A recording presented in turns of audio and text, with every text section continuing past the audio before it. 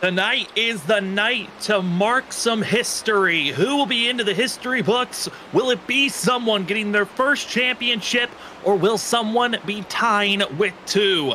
It's time to see how all the storylines will come aligned as we're going to give you all the coverage here on Freaky Fast Broadcasting for that of the WSSR Roasted Gems Cup Series Season 5 finale. It's the Freaky Fast finale to give you here at Chicagoland, and we're so proud to give you the coverage. For myself, Sam Dyer, I've got that of Trevor Earhart with me. Trevor, a whole season, 15 races come down to this. Practice just coming to a conclusion. Man, how are you feeling about this championship race? Oh, Sam, it is going to be exciting here tonight at Chicagoland. 4 drivers. All you got to do is beat one of the other 3, Cedric Hunter, Brian Johnson, Zach Hall, Vincent Sora, all vying for a championship here tonight, and it's going to start right here with qualifying. We also have to give a huge thanks to our producer who's giving you all the graphics cameras. That is Robert Moyer Jr. As tonight, we get to see those 4 drivers that you just talked about. Vincent Sora, Zach Hall, Cedric Hunter, Brian Johnson. 3 drivers, 2 separate teams, 4 drivers, 2 separate teams. But man, I can't wait to see how this one goes down. And we get to start things off with qualifying. If we're talking about qualifying, the drivers that have been top of the board throughout this season, Vincent Sora with 3 pulls so far. Zach Hall has had 2 pulls so far. Brian Johnson's had 1. And for that of Cedric Hunter, a driver that is still searching for his first pull potentially here tonight. And what a way to start out that of the championship race, especially Trevor. Cedric said it last week in his post-race interview. Practice, something he really rarely does, but tonight is the night to start practicing and go for that championship. Yeah, it was pretty quick in the practice session here tonight leading up into qualifying, so showing that he did put in that time, knowing that he's got to go up against Brian Johnson, Zach Hall, and the defending champion Vincent Sora, who's been the dominant car all season long. So Cedric definitely putting in the time, trying to get the best out of this track and car combination, and we'll have to see if it's going to work out for him here in qualifying. And for qualifying as well, if we look at the average starts for the drivers, starting positions, the driver who usually is starting up front the most out of all 4 of those contenders is actually Zach Hall, who's averaging a 5th place position whenever he starts. And as well, one of my drivers that I picked to be one of the most consistent drivers of the night of those top 4, but can he find that extra speed? Lap 1 is in for the majority of these drivers. Justin Lewis going to be top of the board there. Zach Hall going to be 6th. Cedric Hunter is going to be 8th on their first lap. Going to be hoping to find something a little bit extra, as that of Christopher Norris is already done with his qualifying. Richard Wilsifer is going to be top of the board with his 2nd lap time. That's a 30.809. Who can best the 56 machine? Zach Hall, Vincent Sora, and all the rest of the championship drivers across the line. Cedric Hunter is going to top the board first. That is Zach Hall, comes up short in 3rd. Cedric Hunter, like I said, Trevor, trying to go for that first pole, and what a way to march that of our championship race. What a way to start the championship race. Currently, provisional pole, Zach Hall in 3rd. Let's see, Brian Johnson all the way down in 14th, Vincent Sora 15th, but I think they're still on their first lap. Tom Sinchek all the way up to 2nd. Cedric Hunter looking good right now, but we'll have to wait and see. Collie now to the top of the board. That of Brandon Colley, his last attempt to try to make his mother proud, as she is our race sponsor, has crossed the line. Gonna be seeing if there's something a little bit extra. And Vincent Sora, who's got the most pulls this season, gonna be taking that away from the number 1, as he'll be going for his 4th pull. Brian Johnson gonna be falling the shyest of them all, 10th for the 28 machine. That's going to be a lot of work for Brian starting this race to try to get up there to the guys that he's trying to chase down for this championship, all the way back down there in 10th, but not too far ahead of him. Zach Hall down in 7th, and Cedric Hunter 3rd, Vincent Sora currently provisional pole. But I think, Sam, everybody's pretty much wrapped up their qualifying times. I think we got 1 car left out on track, and that's Martin Morales. You got a couple of drivers, and that lap is going to be negated, brushing the wall in the exit of turn 2 for this 91 machine. And now going to be going into turn 3, but I believe that this lap will be null and void, not going to count. But there are a few other drivers still out there on track. We also got the 33 out there on course, the 88 of Christopher Howell, as well as Jonathan Coxwell, which Christopher Howell, we haven't seen for a while. Excited to see what he's going to bring. The 33 of James Vining, one of the drivers that's still in the questionable mark spot of if he's going to come back for season 6. The 33 gets 13th position. Cogswell across the line to start at his qualifying. He's only got 57 seconds to put down some burners, which most likely is just going to be one lap, and this is it for that 27, unless he can find something a little bit extra and get to the line before that of 31 seconds left. Yeah, he's heading his way here into turn number 3, see if he can get to the line before the timer runs out on him. Gonna kind of take a middle line here and see if he can get a good run off the corners. This might, like you said, be his only time lap, and he comes to the line right here and see where it places him. Across the line, it is going to be that of 29 seconds. I do not believe that he's going to be able to make it to the end. That first lap just a little bit too slow. It was a 31.521 that of Cogswell put in, which was a great starter lap if you're trying to set up for your second time, but when the time constraints just put you in a box where you need to run fast for both laps, it's not going to look well. 7 seconds left as he's not even at a turn number 4. Finally will do so with 4 seconds left. Coming across the line, 1 second, and it's just too far. That I'm going to be about 100 yards away, and that lap will not count for Jonathan Cogswell. He's going to start in the back half of the field. As you are been watching the WSSR Roasted Gems Cup Series on Saturday nights for the last couple of months, it's time to give you our final qualifying results, sponsored by Collie's mom. Collie's mom's been hoping to see her son not disappoint her all season long. Well, for the 15th time this season, she has to be disappointed. Coming up out of second place is going to be Brandon Collie, but taking the pole for the 4th time this season, the heavy favorite, trying to go for his 2nd championship of his very short stint here at WSSR. Vincent Sora, top of the board for the 15 machine. Collie's going to be in 2nd. Cedric Hunter, the 2nd of our 4 championship drivers, going to be in 3rd place. Thompson Check's going to be in 4th. 5th, Ed Perry. 6th, going to go that of Ryan Bird. Zach Hall, the 3rd of our 4 drivers, going to be starting in 7th position. 8th place going to be that of Aaron Krolick. That of Richard Wolsifer is going to be taking 9th. And the 4th and final driver of our Championship 4 going to be starting in 10th place for that of Brian Johnson. Kyle Rochelle's going to roll off 11th with Carl Pullard at his outside. James Vining 13th. And Rich Jamison in 14th. Justin Lewis 15th. Christopher Norris is going to roll off in 16th. Tyler Dangler 17th. Christopher Howell in 18th, and then Alexander Light, Martin Morales round out your top 20. Jonathan Cogswell not able to get that 2nd time in, so he'll be starting all the way back in 21st position, starting off and not taking any of their times. Going to be Dakota Moniz and the 25 of James Kaufman. Again, you are watching the WSSR, the World Series of Racing, sponsored by Roasted Gems Coffee. If you want to get yourself some of the best quality coffee to wake you up in the morning, well, go get your hands started with that of Roasted Gems Coffee. If you'd like to go get some, their promo code here at WSSR is WSSR. Go use that promo code for 5% off, and as well, go check out their newest flavors for the fall season. As drivers are lined up, stacked up, the final calls given to the drivers of let's keep it clean, let's keep it green, and as these drivers are about to get rolling off 167 laps, we're extending how long this race is going to be, and Trevor, these drivers are going to have to use every single lap, and it's going to take probably a win to find yourself getting a championship. Yeah, I think based off the pace that these guys have been putting down all season long, especially Vincent Sora in the 15, I think it's going to take a win from Cedric Hunter, Brian Johnson, and Zach Hall to get the championship away from him. But it's going to be a long race, Sam. 167 laps, stage break at lap 50. Tire wear is probably going to be a little bit of a factor, but we've seen how fast Vincent is on these long runs and when it comes to tire saving. So I'm excited to see what's going to play out here. And when you look at the Final Four, when you come to playoffs, it is all about round systems. It was 2 races for the first 2 rounds of this race before we got to our Final Four. We started with 16 drivers. We cut it down to 10, and we're here with just 4 drivers left. And if you look at the stats, you look at the way that this all played out, these are the top 4 drivers. The cream of the crop has risen, and tonight we will crown a champion. I'm excited to see it. All 4 drivers have found themselves into victory lane more than just one time this season. They've been the top drivers. It's time to show up. Who is gonna win the championship this season? Well, you had 15 races to set us up here. 1 more to go. 167 laps. Our finale is here. It's the start of the Freaky Fast finale here at Chicagoland. And Vincent Sora gets a good jump. Cedric Hunter trying to follow in suit, but Brandon Colley trying to hold strong on that outside line in turn number 1. But Sora's going to pull the advantage on the one machine.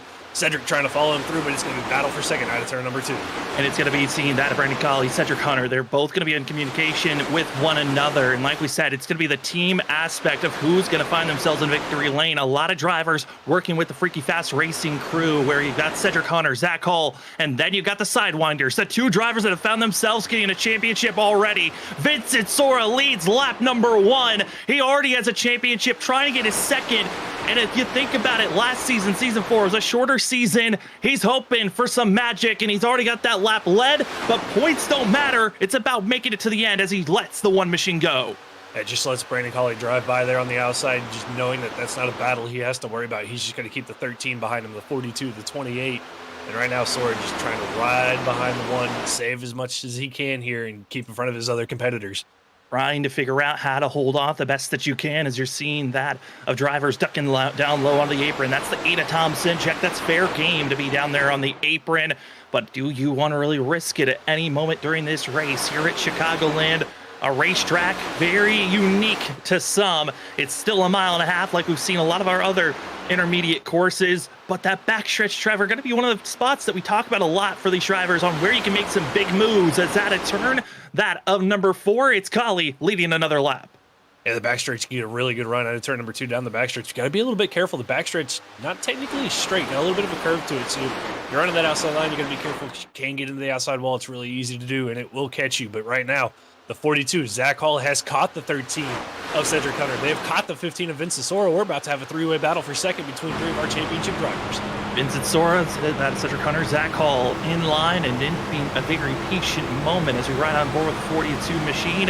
Zach Hall, currently one of our biggest movers in the top 10, up 3 spots from where he qualified back in 7, now up to 4th. And for this 42 machine, he has put a lot of time in. I've been talking to Zach periodically throughout the week, and he keeps on telling me the numbers of laps that he's put in, over that of 200 laps more. He has been practicing, trying to hone his skills on how to perfect this track. And right now in 4th place, not a bad spot to be here in the early portions. Yet we do have a stage break. It's not at lap 40 like we've seen for the majority of the season. It's at lap 50. So the drivers have a little bit more of an extension they've got to push these cars out to. Push the cars out. It's just take care of it at the same time. You can't be over aggressive. With the stage being 10 laps longer, you can really put yourself in a hole if you're over aggressive too early on and really set yourself back and lose that track position. But right now, 3 of our 4 contenders all nose to tail, but you can't look too far behind them. Brian Johnson just got around the 49 of Brian Bird, trying to get around the 8 of Tom Sinchek, and they're all about to be single file nose to tail. And Brian Johnson tied with our biggest movers of the day, up that of 4 spots. As drivers further on back, issues for that of the 91 of Martin Morales. He drops down back to that of 21st position. As our championship drivers get very aggressive further on back, they are also racing on who's going to be the best of the rest. A lot of drivers have a lot of pride on why they're out there on track currently, as that of the 91 continues to get aggressive for himself, but too aggressive into the wall. He'll have to deal with that pain, as 88 of Christopher Howell will be back in 16th position. It's good to see the 88 back out there on track. Yeah, good to see Howell. It was a little bit of a 3-wide moment between Howell and Vining and Martin Morales, and kind of got pinched coming off of 4 that put the 91 into the outside wall. I think 4 the 91 came off worse for wear from all of that compared to everybody else. But good to see Howell out there running well and trying to move his way up through the field. So you're also going to be seeing this of Richard Wolsifer, the absolute just chaos of drivers being on top of one another. As also, we're starting to see that cloud coverage, the shininess. There's a little bit of a bobble there from the 21 as the pack racing now starting to ensue. Drivers that were overcooking those tires in the first 5 to 6 laps now starting to feel the pain as other drivers are being patient. It might be go time here in the next couple of laps. Might be go time for those guys, but up front, Cedric Hunter has passed Vincent Sora along with Zach Hall. Those two have gotten around the 15. Brian Johnson now in line, but the battling continues. Ryan Bird is there, the 0-1 of Aaron Kralik. Jamison trying to make that outside line work as he gets a little bit of loose, but making that outside line work to his advantage as he marches up to the front of the field. Yeah, and you could also see on screen 3 wide in the middle of this pack, and also saw Richard Wolsifer. He scraped the wall but continued to move forward, but now pinched in the middle is going to be Christopher Howell, Kyle Rochelle on the inner groove, and it's a lot of trusting action we're seeing from this back half of our lead group. 23 drivers entered this gauntlet. Who is going to survive 10 laps in? Already, Mark Morales is in pit road dealing with that damage, but up front, drivers are single file out until you see this pack right here, all just trying to scrape for every position possible as they're almost bouncing off the wall again. And drivers, as contact drivers behind, Christopher Howell is out of this thing. Christopher Howell, hard contact there as he got bounced off another car, and also involved in that, I believe that's 97 of Alexander Light also got some damage in that incident as well. And drivers just so aggressive with one another and where they were trying to go. As we take our first instant replay of the night. Watch that 88. He's going to be in that red, white, and blue machine, and that of Ryan Bird holding the line, and the 88 just coming right down on to that of Ryan Bird. Bird just nowhere to go. And there goes the 88 of Christopher Howell, who was being very aggressive on his moves. I'm kind of not surprised that we saw the wreck by this driver with the way that he was racing, just trying to take every little piece possible. Yeah, and especially through the front stretch Trova like that, you expect a lot of guys to take the apron, all the way down below the white line there. And in that case, Bird just didn't. And as a driver, you've got to be aware that sometimes drivers aren't going to take that line. It looks like Howell just expected Bird to go down there, and he didn't. And contact was made, and unfortunately for Howell and the 97 Alexander Light, heavy damage for both of those drivers. Alexander Light's going to try to stay out as long as possible, but has been given what we call a meatball flag. It's a black and orange flag. It is a requirement to the drivers. They have to come into pit road. And with our first caution of the day, Christopher Howell is done. He's going to call it a night and has already left the session as a couple of drivers playing some dinking moves of trying to think who's going to come into pit road. And the majority of the drivers going to be staying out. But a few do come in. That's going to be Jonathan Cogswell, Alexander Light, and also got to be Christopher Norris coming into pit road. Some could think about just topping off on fuel. I'm curious to see, though, as we're 13 laps into this race, who could think about using tires as the drivers only have 4 extra sets to work with. Yeah, I think it's a little bit too early to take some tires right now, especially this early on in the run and only having those 4 extra sets. But you never know. I mean, somebody might decide to do that, play the tire strategy, and then run their way back up through the field, and be interesting to see what happens. But it looks like everybody just took fuel only, except for Alexander Light, who's still getting that required damage served. And as well, Mark Morales got a required flag for himself, as that was why he pulled into pit road under green flag conditions. As we're under our first caution of the day, gives us time. See him blinking at the top left. That is iRacing iFlag. iRacing iFlag is one of the best providers with tons of different equipment for you, the iRacing driver, as you can also go purchase their patented iFlag virtual flag system, which gives drivers clear indications on what the flag state is on track, if it's going to be yellow, green, or any other services flags that need to be thrown at your way. That of iRacing iFlag can help you in those sorts. But if you'd like to go get your stuff with a discount code at iRacing iFlag, go use our discount code FreakyFast2022 today. Which, Trevor, it's crazy to think, 2022, we are in November. We're almost in the middle of the month of November. This year is flown by. It's crazy to think that this season is coming to a conclusion. We already saw that of Stars and Stripes on Thursday nights come to an end. We got a lot of other series that are still in the thick of their playoffs, with Monday night ISRC, Full Send are at still the beginning portions of their playoffs on Tuesdays. Wicked, they've got their conclusion coming up on this upcoming Wednesday. So seasons are coming to a close, and it's crazy to think. It's hard to believe that we're almost halfway through November, almost to Thanksgiving, and everybody trying to wrap up before before December, just right before Christmas break. And man, Sam, this year's gone by fast. It's hard to believe, like you said, that we're already almost to the end of it. It's so crazy to see how everything is changing. But speaking of changing on track, a lot of movement's been going on as drivers all inside of our top 10 have moved or have gone up or down in positioning.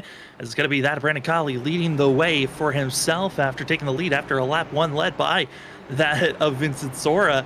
But Sora is now dropped to 4th place. But you see it on our ticker, the drivers that are racing for a championship. Going to be in blue, Cedric Hunter, Zach Hall, Vincent Sora, Brian Johnson is there waiting for the 1 to go indicator so they can stack up with one another. As the rest of our top 10 going to be Tom Sinchek in 6th place, Rich Jameson 7th, Justin Lewis 8th, 9th goes to Aaron Krolick, and Ed Perry finishing out our top 10 currently. But Trevor, the task is simple. The points out of the way, For the drivers now, it is all about who finishes ahead of the other drivers in blue. And when it's the task is that simple, it feels like sometimes you can overthink a situation, especially with the fact that this race is 167 laps. But we're still in the early portions, and we still have that stage break at lap 50. Yeah, it's nice not having to worry about points, not having to try to do mental math in your head, but sometimes it can get to you if you're behind one of the other drivers that you're racing for the championship. It can get in your head going, okay, what do I need to do to run this guy down? How can I be faster? And you end up over pushing your car. But right now, everybody doing a good job being fairly calm and nice to each other. But as this race progresses, I'm sure that being nice to each other, the give that they're giving right now is going to go out the window. A lot of give expected to be thrown away as these drivers getting stacked up. They're ready to get back to green flag racing. I know we're ready to see how this race is going to conclude as the pace car makes the hard left-hander to pit road. Now the field into the restart zone. Brandon Colley gives us back to green flag racing for the Freaky Fast finale here at Chicagoland. And he got a great restart. A little bit of wheel spin from the 13 of Cedric Hunter on that inside line. It's going to put Zach Hall right up his rear bumper, but it's going to be the battle for second. Vincent Sora, Cedric Hunter through the middle of turn 1, out of turn number 2, and Vincent Sora is going to clear the 13, put him back to the lead of our championship 4.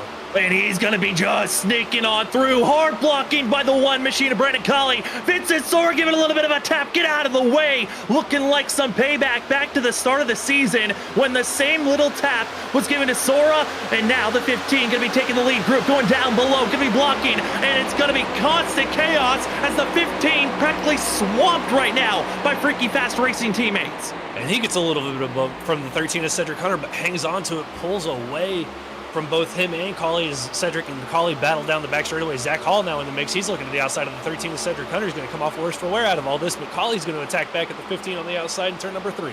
And Vincent Sora holding that white line, trying to stay down low as Brian Johnson going to be just watching the 4 drivers in front of him. It's the one machine of Colley still searching for his first win this season as he's got all the other drivers that have found themselves in victory lane are surrounding.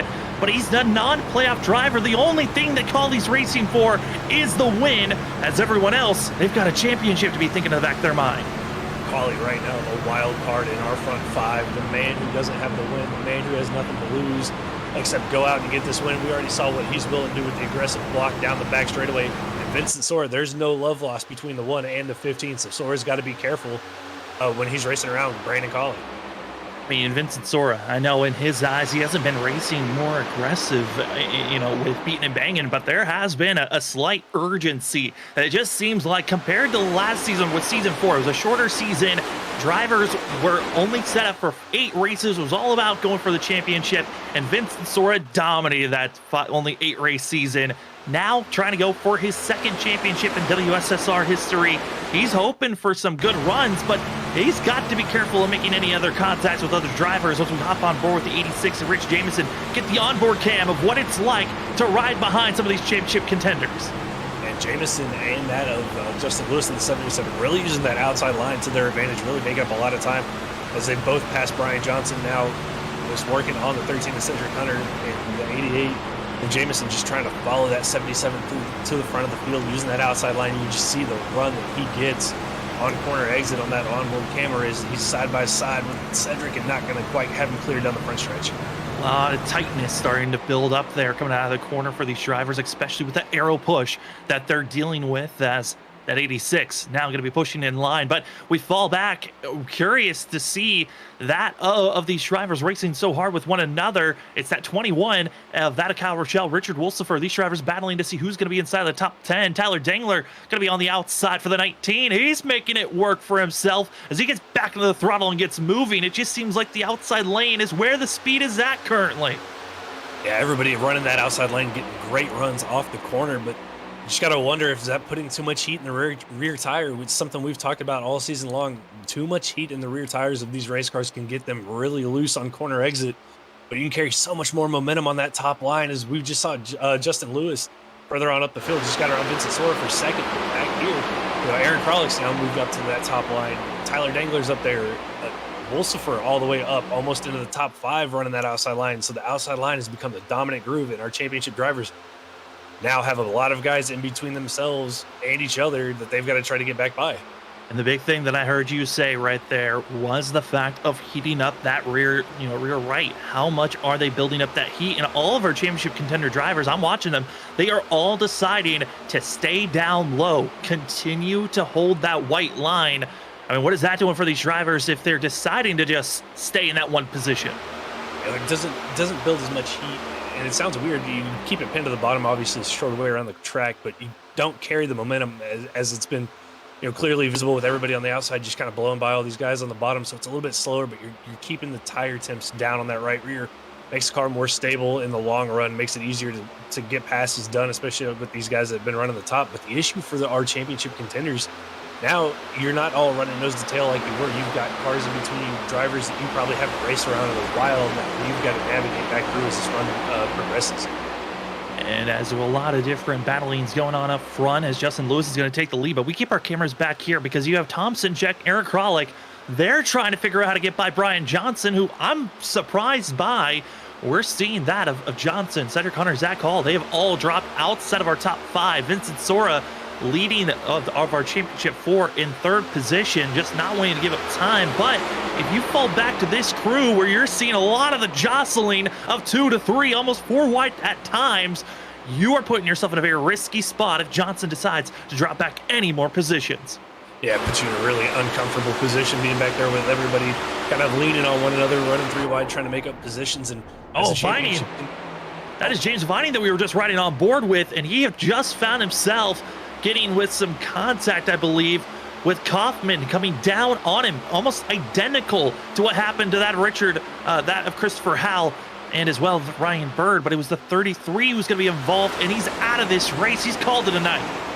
That's unfortunate right there, and again, one of those situations where you just got to be aware of the driver inside of you, especially through the tri-oval and contact there, and it's going to send the 33 out of the race tonight. But up front, battling, seating up, Zach Hall has caught the 15 of Vincent Sora, but still, again, they've got to get around Justin Lewis, Brandon Colley, Rich Jameson's up there trying to get involved with this as Brian Johnson's gotten around the 13 of Cedric Hunter. Let all those drivers that were running the outside lane go, let them burn off those tires, and slowly but surely they're starting to close back up on this gap.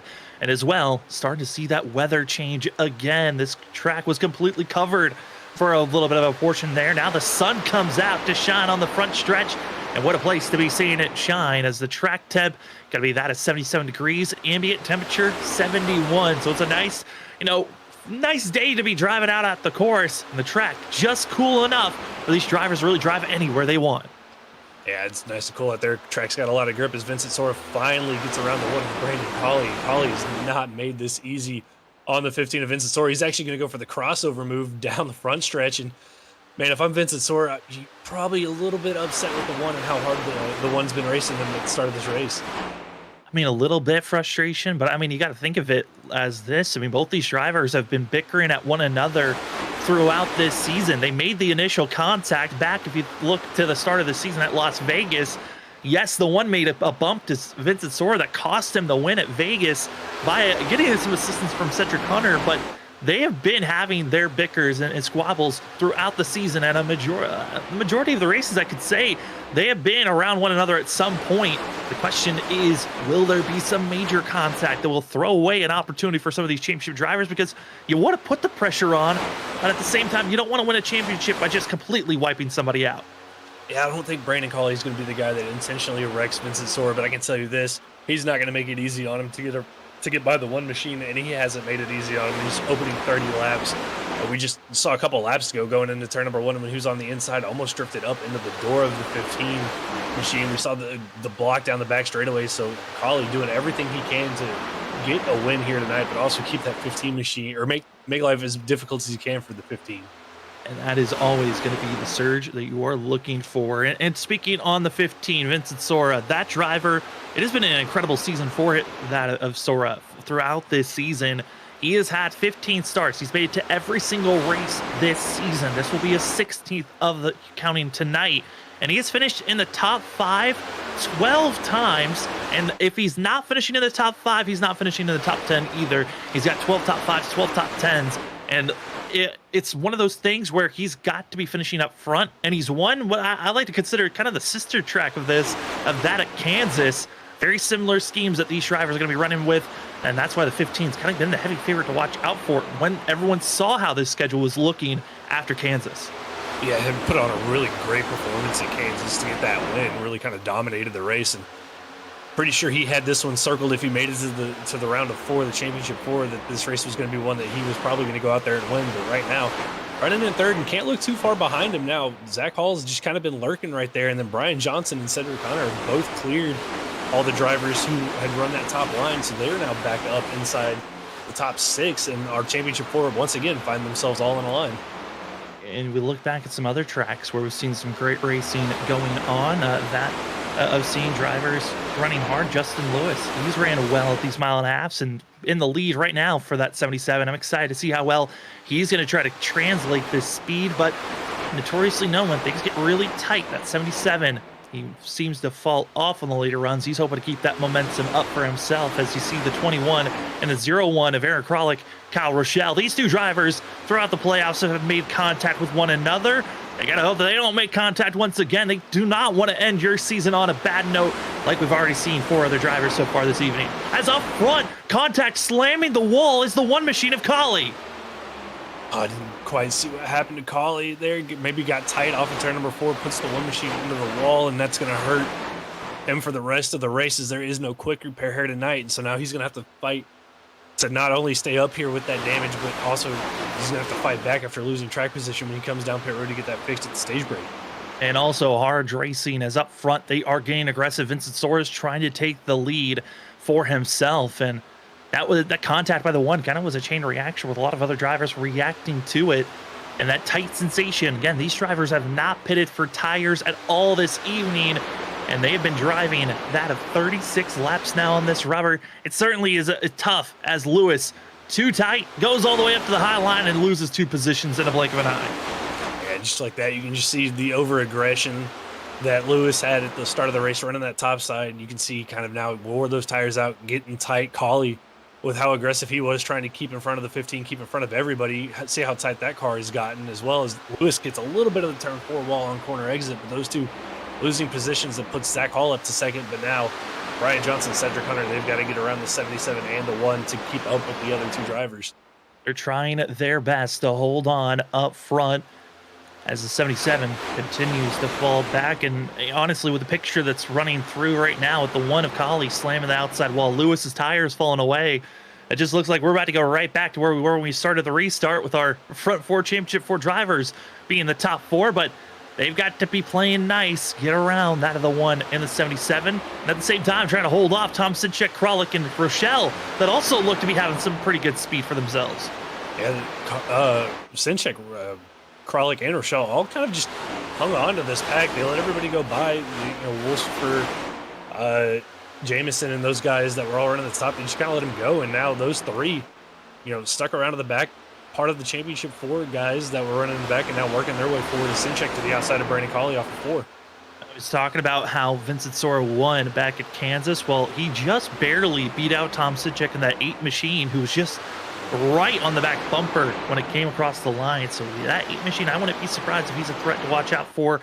Some drivers that are starting to fall back deeper in the field, top 10, kind of a lost touch to this lead pack. It's just that of 9 drivers in this lead group as they continue to try to race as hard as they can as top 4, championship 4, and you'll see them in blue as we are coming up to 11 laps to go before we're at a stage break.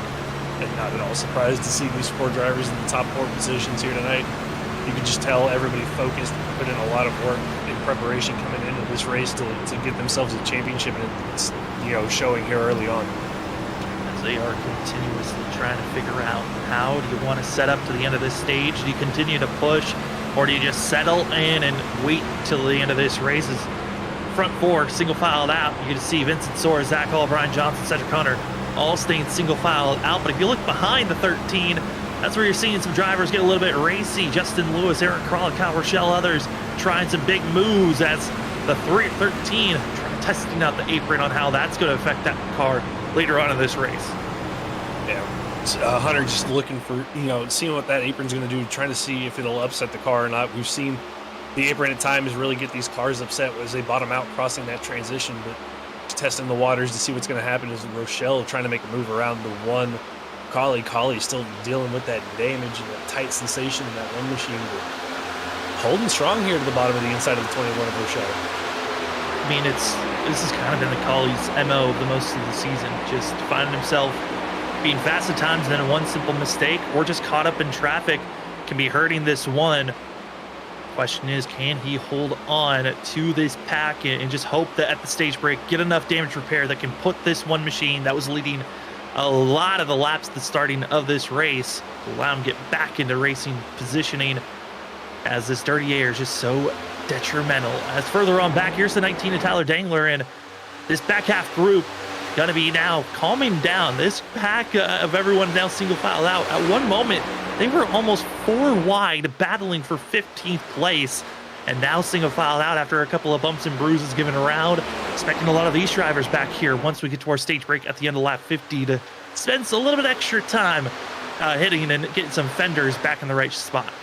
Yeah, these guys haven't played nice with each other. It started since the drop of the green flag and since the restart. I mean, every time we've come back to look at them, they've been 3 wide, almost 4 wide, beating and banging off each other, the outside wall, and we've seen a couple of spins and spills from it. But right now, kind of separated as the tire wear is kicked in, as this run's almost come to a conclusion, as we've got about 7 laps to go here in the stage. But right now, everybody's just trying to hold on and survive to that stage break. We talk about teammates battling with one another. That's what's going on with our championship 4. You've got that of Zach Hall, Cedric Hunter, part of that of Freaking Fast Racing. Then you've also got that of Sidewinder Motorsports with that of Vincent Sora and Brian Johnson racing with one another. But that back half of the field, they've got some team rivalries also happening with Backmarker Racing, Tyler Dangler, as well as Christopher Norris and Martin Morales going up against the Limitless team, where Christopher Norris actually used to run with that crew. So there's a lot of bickering and rivalry there in the back half, where you're seeing right now Carl Pooler, Christopher Norris racing with one another. That 71 Limitless machine trying to gain every position back that he gave up once this race went green. Yeah, and right now the 71 flying the banner now for Limitless is the 97 of Alexander Light, called it a night. But I don't think there's a little bit of animosity there, I think, between the 38 and the 71. But right now, racing each other clean. But in front of them right now, Ed Perry and Tyler Dangler going at it in turn number 1, as they're side by side heading through the middle of, or heading out of turn number 2 now. Well, I know when they were really packed up around that 10 laps ago, it was Christopher Norris and Richard Wolsifer, is at 56, also part of Limitless. They were having a lot of contact between one another, as there goes battling side by side. These are drivers battling outside of our top 10, as drivers inside of our top 10 starting to get racy, and that's for second place. Zach Hall now going to be under pressure. Here comes Brian Johnson, who's been sitting in wait, as he's now going to be trying to make a strike for himself for second. And they've been slowly catching our leader. Zach Hall I thought was slowly reeling in Vincent Sora, but the last couple laps, Zach's kind of fallen off. The pace of that 42 has dropped off. And Johnson trying to find a way around the 20 or the 42, but almost gets into the outside wall. It's going to check him up and allow Cedric Hunter to get his inside down the front stretch. And just in a blink of an eye, went from an advantage trying to go for second to now falling back to fourth is that 28 machine. And here comes Tom Senchek. God, I mean, if anyone's going to be the biggest underdog, going to be the biggest spoiler, I should say, of the night, that 8 was probably the biggest circle I had over a driver. He is certainly someone, like I noted on, who has done well at these types of courses, and I wouldn't be surprised if he's going to be a threat later on in this race, when strategy is more so the key, as we're just trying to survive to make it to the end of the stage. We're now 2 laps to go before our stage break is done.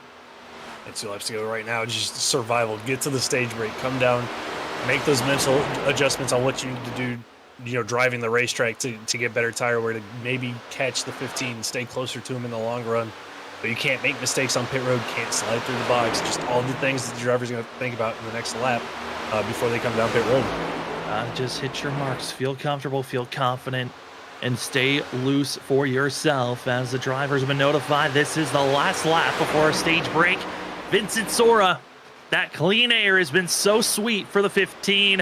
as our top four are our championship four. Again, tonight, it is the last race of the season. Your ultimate goal, if you're the drivers in blue, is make sure you're the furthest ahead. Whoever finishes in the best position of our championship four wins the championship. You don't need to win the race. It's all about all the other drivers that are in blue. And out of turn number 4, give it to the blue and white machine. Vincent Sora winning stage number 1 as the yellow flag comes out here at Chicagoland. And Sora's title defense off to a good start. Gets the pole stage victory. Gonna have that track position here after the round of pit stops. And Sam, it's looking like you're gonna have to win this race, beat the 15 to have any chance at winning this championship. I mean, I think that's why we were seeing such aggressive racing by the 1 and the 13, and also Zach Hall just, putting the pressure on Vincent Sora before he really took off and had that clean air and space to work with. You're going to have to try a lot of aggressive moves as our stage break caution is out. Big thanks to the stage break sponsor, the Admin Box. We'll talk about them when we come back, as our top 10 here tonight going to be Vincent Sora, Zach Hall, Cedric Hunter, Brian Johnson. Our top 4, Tom Sinchik's going to be in 5th, Justin Lewis 6th, 7th goes to Kyle Rochelle, 0-1 gets 8th position for that of Aaron Kralik, Brandon Colley gets 9th, 10th, Rich Jamison. As we are going to take a quick commercial break, when we come back, more racing of the WSSR Roasted Gems Cup Series. It's the Freaky Fast finale. We'll be back for more racing in a few.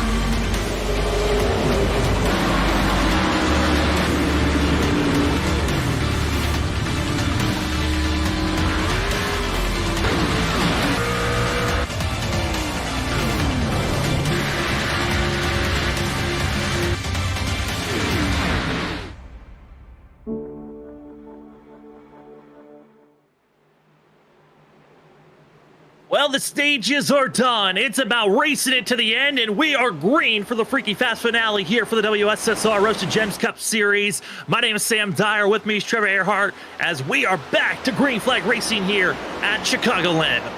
And Vincent Sora got shot out of a cannon on that restart, clears the 13 by a couple of car lengths out of turn number 2. Zach Hall's going to slot into third right ahead of the 28 of Brian Johnson. He's going to look for second in turn number 3 as he's going to dive into the inside of the 13 to Cedric Hunter. As we're going to be seeing that 42 trying to make the move forward, but the question is also going to be looming. How much information and data was collected in those first 50 laps? Trevor, that's always something we touch on. What are you going to learn from the first stage to the end of the race? How much did I wear my tires down? What can I do differently out there on the track? Where can I place the car? Do I have to brake a little bit more on corner entry? Got to find every little bit that you can to make that car faster in the long runs while you're out there to have any shot at winning a championship here. And I think our 4 drivers probably looked at their tire wear, figured out what they need to do, and I think we're going to see them all nose to tail pretty much like we saw at the first stage through the rest of the race. Well, of the 19 drivers that all came to pit road and are still on the lead lap, 7 of them had to stay in pit road for an extended amount of time getting damage repair, just showing how tight this track got. A lot of the little contacts we've got, drivers are willing to come into pit road and get repaired. As up front, Vincent Sora, Zach Hall, Cedric Hunter going to be your top 3. Johnson already giving a position to the 8 of Tom Sinchek as you see the pack racing, riding on board with Kyle Rochelle, just getting a sense of what our top 5 are trying to do with one another. And with Vincent Sora and Tom Sinchek on the outside, curious on how much more they're going to work on. That is a little bit of contact behind them. 25 Kaufman almost going down in the grass. Yeah, Kaufman almost got spun there. He did a great job holding on to that. Cedric Hunter almost got in the back of Vincent Sora in turn number 4 when he tried to go to the bottom of the racetrack, but he's cleared the 15, so moves Zach Hall, Cedric Hunter up to first and second, Vincent down to third, and he's under pressure from the 8 of Sinchek all over the back bumper of the 15 machine off into the corner. Almost got Vincent Sora turned sideways into turn number 3. And with Zach Hall leading the way, he is hoping that this fresh air is going to be enough and he can just save his tires until they need to make that hard push going forward. And Cedric Hunter is going to be doing a little bit of blocking, defending that 13. We've seen the blocking and defending in other leagues we've covered here at Freaky Fast Broadcasting, where he's usually the 3rd man in line for his team of Category 5 blocking at super speedways. But here tonight, playing a little defensive for his teammate of Zach Hall that's up front, but both these drivers running for a championship. You don't want to be that pawn this early on. No, you don't. And Brian Johnson finally has had enough of being the 4th man in line. He's going to take that 28 machine to the outside. He gets a heck of a run on Vincent Sora and the 8 of Tom Sinchek. Moved Brian Johnson up to 30 as he's going to look to go for second. He's got the 77 and Justin Lewis right behind him. Now Johnson going to go for the lead and turn number 2. What a run on the outside for the 28 machine. Well, throughout little patches of super speedway racing, well, there is some tandem driving if I've ever seen it, as that 77 looked like he was giving some aero push to the 28. Johnson now taking the point. Here comes Lewis on the outside, willing to take the lead. That's 3 different drivers leading at one moment during this lap, and it's the 77 that gets to lead it. What a lap that was that we just had as the passing has, these new tires, everybody on new tires making aggressive moves here.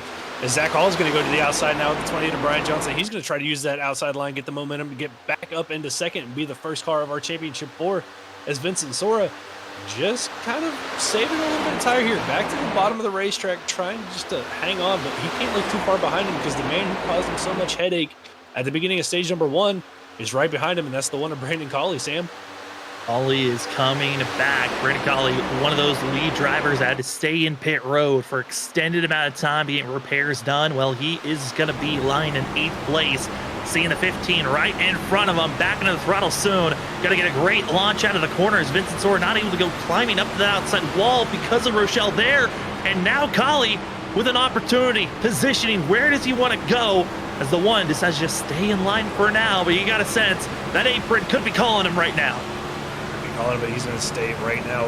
Chooses not to go down there. Vincent Sora goes down there. Cedric Hunter goes down to the apron as well, trying to get to the inside of Brian Johnson. Those 2 are going to be side by side. That's a battle for 3rd position. Johnson's going to hold on to that, though, with a great drive to the center of the corner. And now everybody kind of single filed back out as they try to get runs made on one another. And also got to see that of the 19, Tyler Dingler there in his Among Us car, going to be riding in 9th place as we fall to that of Johnson. And to look back at the 13 of Cedric Hunter, these drivers all staying in line, but for a leader, Justin Lewis, who's almost like he was shot out of a cannon, he's almost got a full second lead over that of Zach Hall currently. It's going to be interesting to see if Lewis is just using too much of that equipment early on. I mean, he's pulled a, like you said, second gap back to Zach Hall, and wondering how long it's going to take for the second group basically to run him back down from that second gap that he's pulled. But right now, nose to tail, Rochelle looking to the outside of the 15 of Vincent Sora, right on his rear bumper, but he's going to stay back in line behind the 15 through turn number 4. Trying to just stay in a steady place at this current moment. Who is overusing their tires, though, is going to be the big question, as Vincent Sora was leading at the start of the restart, fell back now to 6th, and now will they slowly march their way forward, and when will that march start? As I'm looking at the lap times, our front two, the Justin Lewis, Zach Hall, they're running mid 31-second lap times. Lewis running a little bit faster than a mid 31. Everyone else running a high 31-second of a 31.7 or slower from third on back, just showing signs they might all be just thinking the same thing. Save our tires, and we'll slowly catch back up to that 77 like we did at that first stage. Yeah, it'll be slow at the start of the run, but you'll have that speed on the long run. And especially when it comes to pit stops, the faster you are toward the end of the run, the better off you're going to be, the bigger of a gap you're going to have, as the drivers who decide to do the undercut are going to have to use a lot of tire to try to make the ground up that they're going to lose by being aggressive at the early part of this run. So it's going to be interesting to see how it plays out. If we get to green flag pit stops, what's going to happen? Well, now here comes another wave of drivers trying to make that outside lane work. It's going to be Jonathan Cogswell in the 27, and as well that of Carl Pooler going to be trying that third lane out, kind of giving me deja vu of what we saw from that of Justin Lewis, and as well what we saw from Richard Wolsifer on that first stage. But a little bit of a switch up on who those drivers are on the outside. There's almost some contact. The one now going to be diving it down low. Let's go 3 wide, battling for 7th place, and it's Vincent Sora stuck in the middle, pitching contact. They're going to be still 3 wide, a little bit of rubbing. They hold on for now as Sora stuck in the sucker hole, and will he survive? For now he does, but it's about to get close as they go into turn 1. Oh, this is not where Vincent Sora wants to be, stuck in the 3 wide situation, and he's still going to be there. As the 27 gets a great run off the top. Colley's going to be to his inside, almost a little bit of contact down the back straightaway. They're still beating and banging off each other down the back straightaway, and Sora just got to find a way to get out of this position that he's currently in. But if you're the other 3, this is what you want to see, the 15 being in traffic, being raced hard, giving these guys a chance to get away from him. Maybe the 15's using up a little bit of his stuff, but right now stuck between Cogswell, that of Colley, Sora just nowhere to go right now.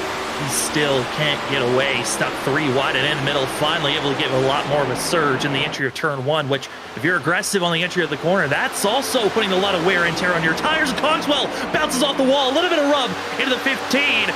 Vincent Sora, yes, he might have fell back. He might have been trying to save those tires, but just like we were talking about with Brian Johnson the first 15 laps of this race, now we're on lap 70. These drivers are getting a lot more aggressive, knowing we're inching closer and closer to halfway, and we're now side by side on the apron. Yeah, and here comes Brandon Colley again, diving into the inside of the 15 machine. Almost more contact made in the center of the corner. Carl Puller's now going to get involved. He's to the outside of Tyler Dengler right behind him. And if he can get a good run here, he might take it 3 wide to the outside in turn number 3. But right now, the battle won the 15. These two have been leaning on each other all night long, and Sora's going to dive it in deep into turn number 3. He's going to clear the 1 machine. That's going to allow Puller now to get the run to the outside of Brandon Colley off of turn number 4. What was that aggressive surge? Going to hurt him on the exit as the 1 of Colley just going to linger in behind.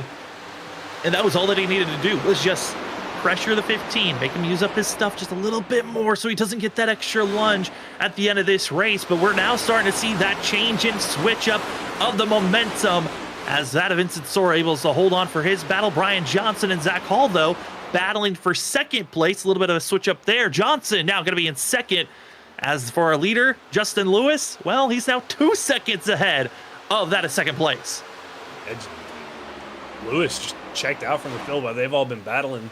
And right now, still running pretty decent lap times compared to everybody else. It was about as fast as Brian Johnson and Cedric Hunter were that last lap. Zach Hall a little bit slower, but that was because he was, kind of stuck to the outside there of the 28 as he was getting past. But right now, Lewis looking good out front as the Vincent Sora now attacking the 27 of Cogswell, trying to get that position back. But Cogswell going to use that outside line, trying to make a move on the 8 of Sinchek. But Sora gets a little bit loose on corner exit. That's going to cost him a little bit of time. And as well, starting to see this lead pack kind of breaking away as that of Colley, could be the merger and Little Pond stuck in between, trying to find himself to close in on that of Vincent Sora, but just looking a little bit too hard as Cogswell continues to hold off the 15 of Vincent Sora. Sora comes into the night, 6 wins for his name of his 15 starts. I mean, that is a lot of wins to be grabbing for yourself. And with those 6 wins, it has bumped up Vincent Sora up to second in the most wins in this series of WSSR on those leaderboard rankings. Now, for the driver that has the most wins in the history of WSSR, well, that's the 28 machine leading right now in second place. That is Brian Johnson, who also, Johnson is the driver that won the first inaugural season of WSSR. He would love to get his second here in Season 5. Yeah, he'd love to get that currently right now, sitting in the catbird seat. First car of our championship 4. He's got Zach Hall hounding him, though, right behind him in the 42 machine. Cedric Hunter's right there as well. Then the 2 wild cards, Rochelle, Senchek, they're in between that of the 15 of Vincent Sora, who just got around the 27 of Cogswell. So now just 2 cars separate our championship 4 once again. But for that of Vincent Sora, he's got to get around Tom Senchek, get around that of Kyle Rochelle. And those 2 drivers aren't the easiest of drivers to pass. They're not the easiest, and their teammates from Late Apex Racing is that of the 21 of the 8 machine, who, for Kyle Rochelle, been trying to really make a switch for himself. Tom Senchek's been very consistent this season, been up front, been one of our top 6 drivers, if not top 5 drivers of the season, and this 8 just hoping to find a little bit of magic here this evening. As talked about our leader of Justin Lewis up to 2 seconds, well, it's starting to fall off on that gap, but I think for Lewis, knowing that there's no more stage breaks, breaking out to that big of a gap lead isn't the worst thing in the world, especially with the knowledge that, hey, if you can just get to the halfway mark, if you can get to lap 100, 110 with the fuel and still have the lead, even by a small margin, you'll take that advantage for yourself. As you see this second group of drivers being led by that of Collie, Pooler, in side by side, it's Kralik and that of Tyler Dagman. The 38 of Norris, contact between the teammates as Norris got a great run to the inside of his teammate, chops his nose a little bit there down the backstretch. Wolfenfer now getting involved in this as he's going to go to the inside of that of Jameson of the 86 machine as they battle, and now Norris trying to get to the inside of Aaron Kralik in 01. He's not going to have the momentum. He's going to have to tuck in line. Wolfenfer moves up ahead of Rich Jameson. Behind him, Ed Perry and the 49 of Ryan Bird kind of bounce off each other. Saying they're not giving each other any space back here. It's just pandemonium in the back half of the field. I mean, up front, there's a little bit of robbing action. It's more so of attacking Vincent Sora and bullying him. But back here, it is a complete destruction derby with the way that these drivers are willing to beat and bang and move around one another. It's not until they get to the point of 30 to 40 laps into a run when those tires are so gone that you can't stay side by side. But when you're in this state, just contact Perry into Jameson to the outside wall. And that's going to be our second on-track incident to bring out a yellow. And talked about aggressive driving back here while the Destruction Derby crew brings out the next yellow.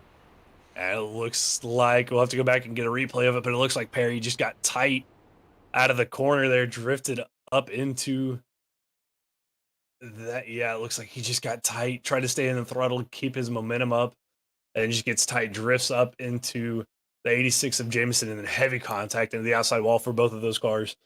And it was almost the same exact thing the lap before, where that of Ed Perry brushed up into that of Ryan Bird. And then the next lap, the yellow flag comes out after this ultimate contact between the 9 and the 86. As get another look from that contact, and they just kept on sliding and going.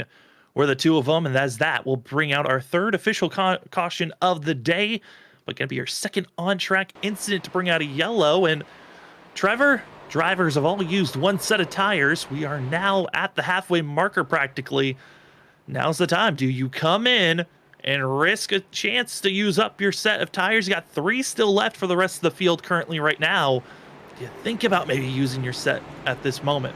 I think you're going to see everybody come down pit road here, get fresh tires. And so that just means we got to stack it up and do it all over again. We've seen how aggressive everybody's been on these restarts in the first couple laps of a run, and we get to do it all over again. And this could, put a little bit of fear into our championship 4, especially we've seen how aggressive people are willing to be around Vincent Sora. If they get up there to that of Brian Johnson, Zach Hall, Cedric Hunter, I mean, are they going to be that aggressive up there as well?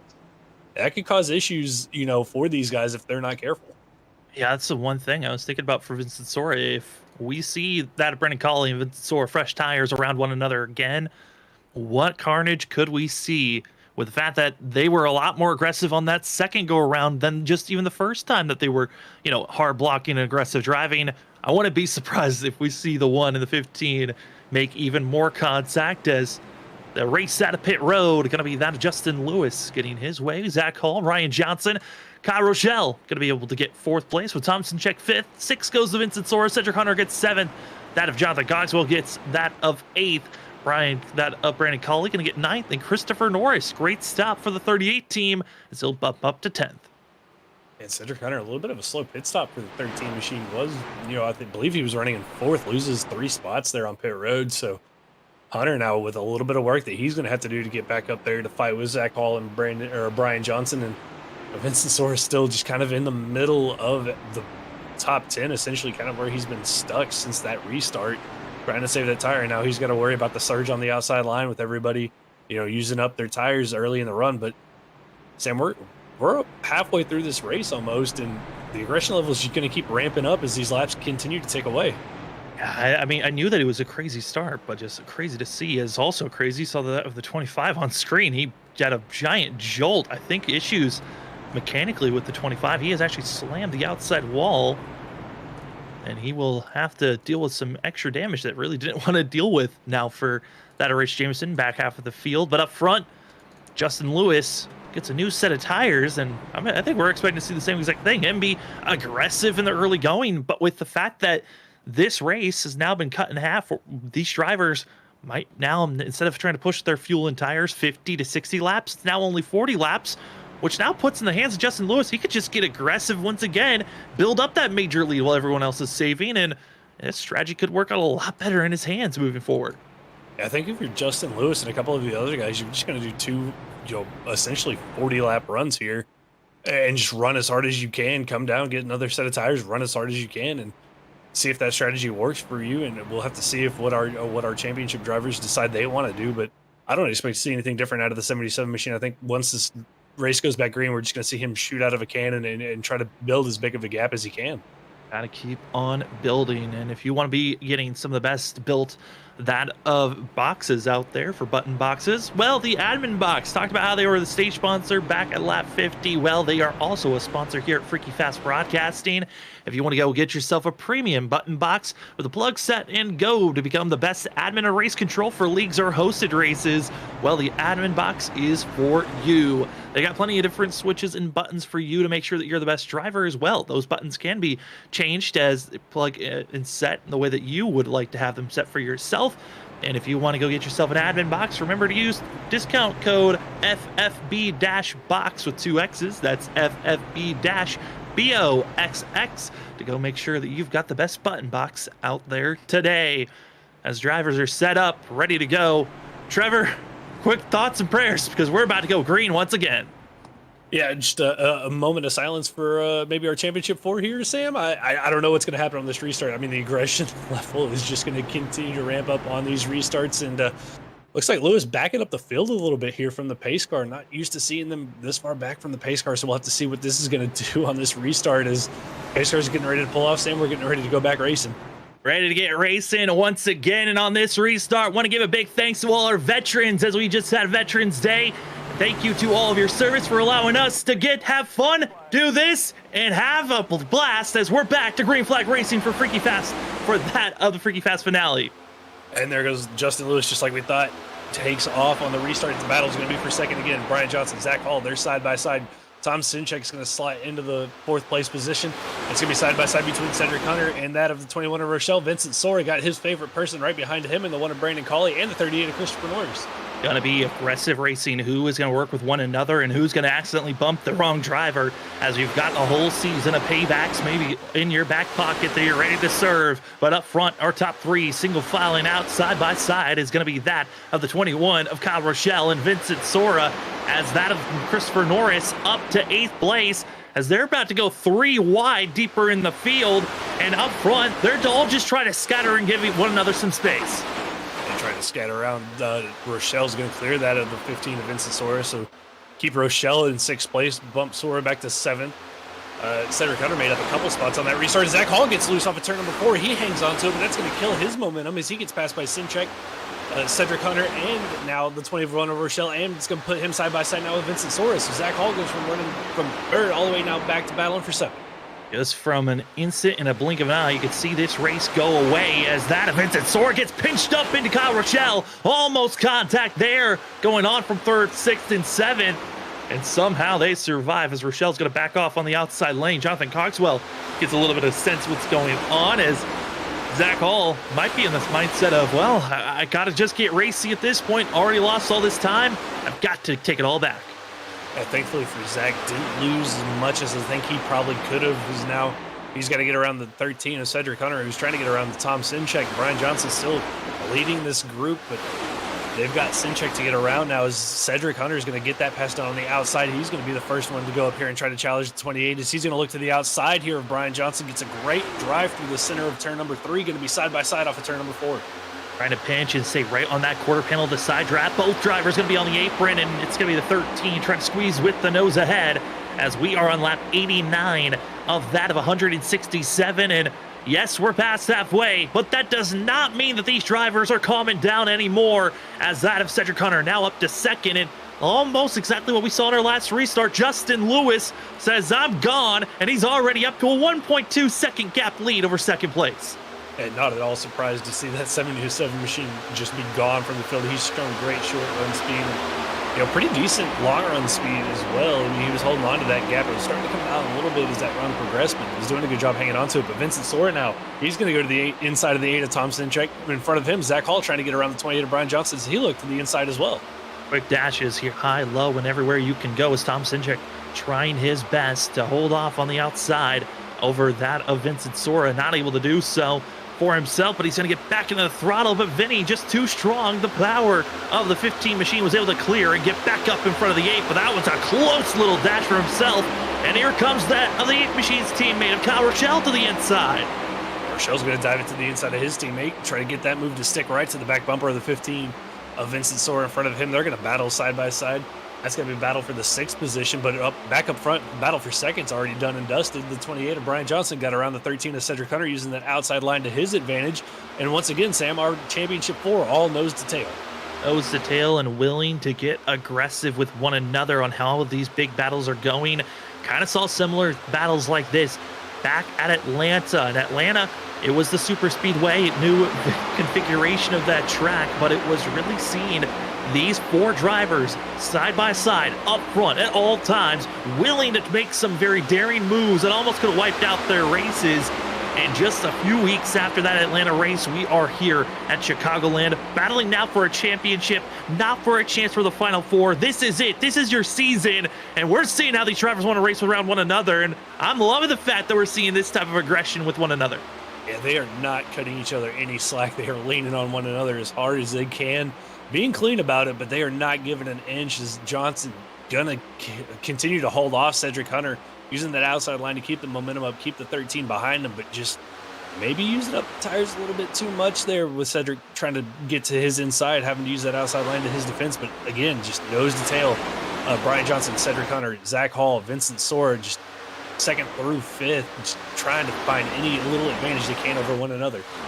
And as well, Vincent Sora going to be just looming in wait in that of 5th place, watching his 3 other competitors racing as hard as they can. As Zach Hall's going to work on that outside lane to try to get by his teammate. They'll slot in line with one another. Very clean move for themselves. As I say that, though, Vincent Sora says, well, thank you for the opening. It might have been the smallest of gaps, but he went for it, as now he's going to be side by side with Cedric Hunter.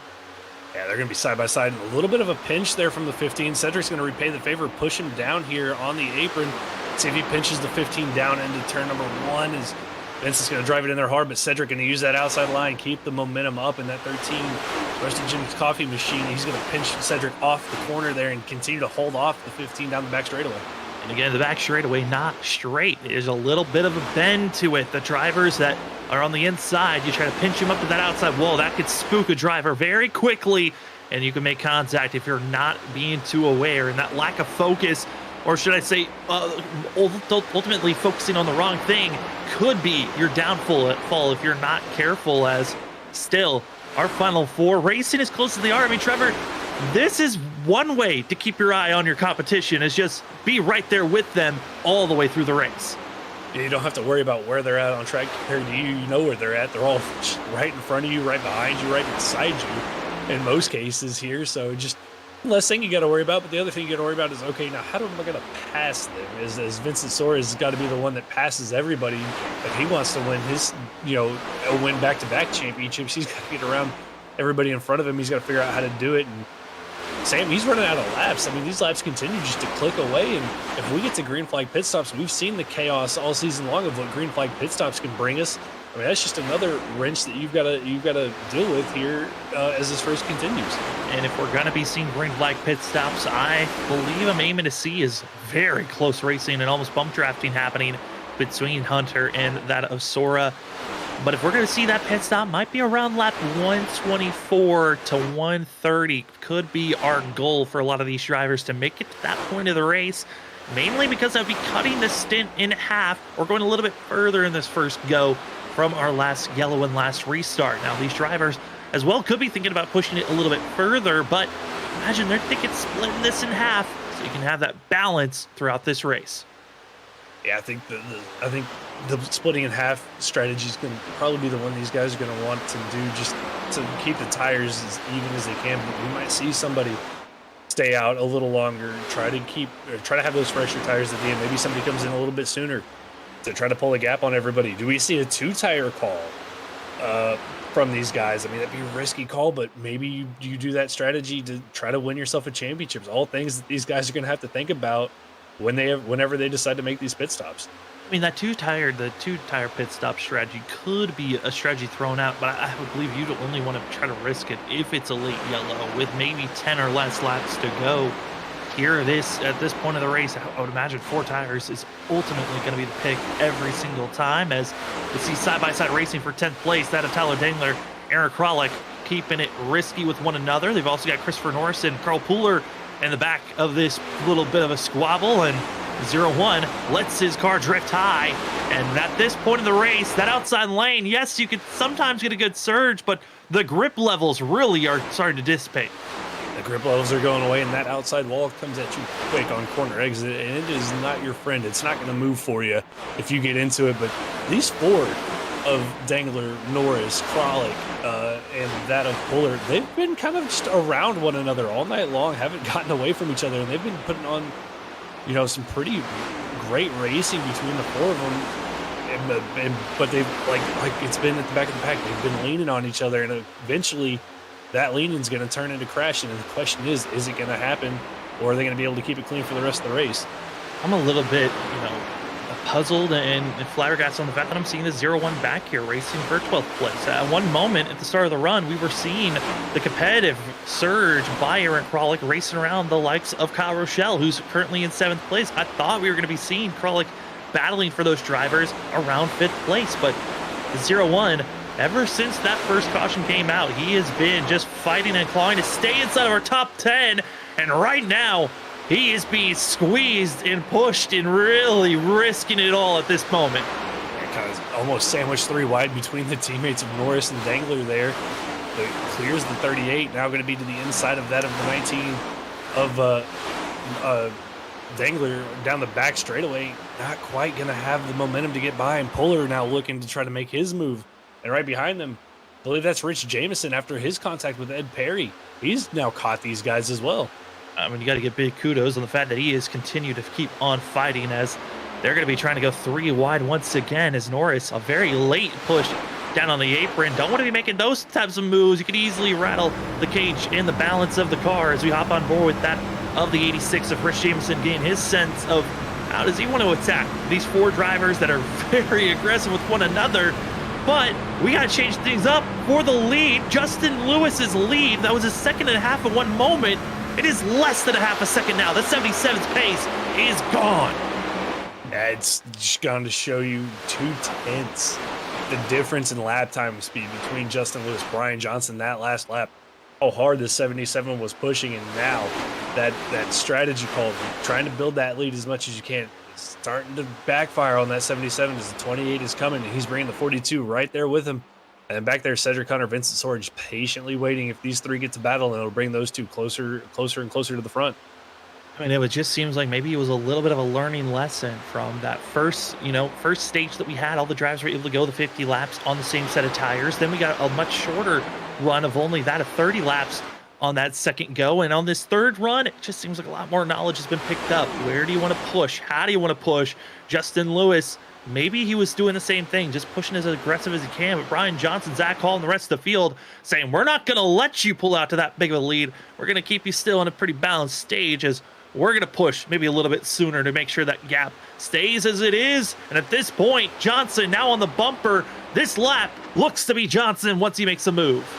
He's caught him, but how is he going to pass him? That's the question. Catching him is one thing, passing him is another, and Johnson's going to run that middle line, try to get the run off corner exit on that of Lewis, but he's still going to have to tuck in behind him down the back straight over here. Is he going to go to the outside? Is he going to take it to the inside? Is he diving off into turn number 3? Lewis going to go down almost to the white line. Johnson can kind of take a late arc in. They both get to the white line, but Lewis right now hanging on the best he can, trying to keep the 28 behind him.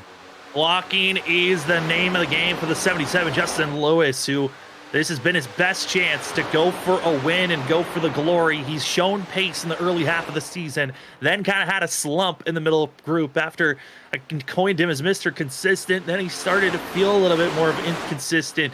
But certainly in these last about a handful of playoff races, the 77's been trying to flip the switch, trying to get back to the way that he was driving in the beginning of the season. Well, right now he's doing just that, racing aggressive up front with these top runners.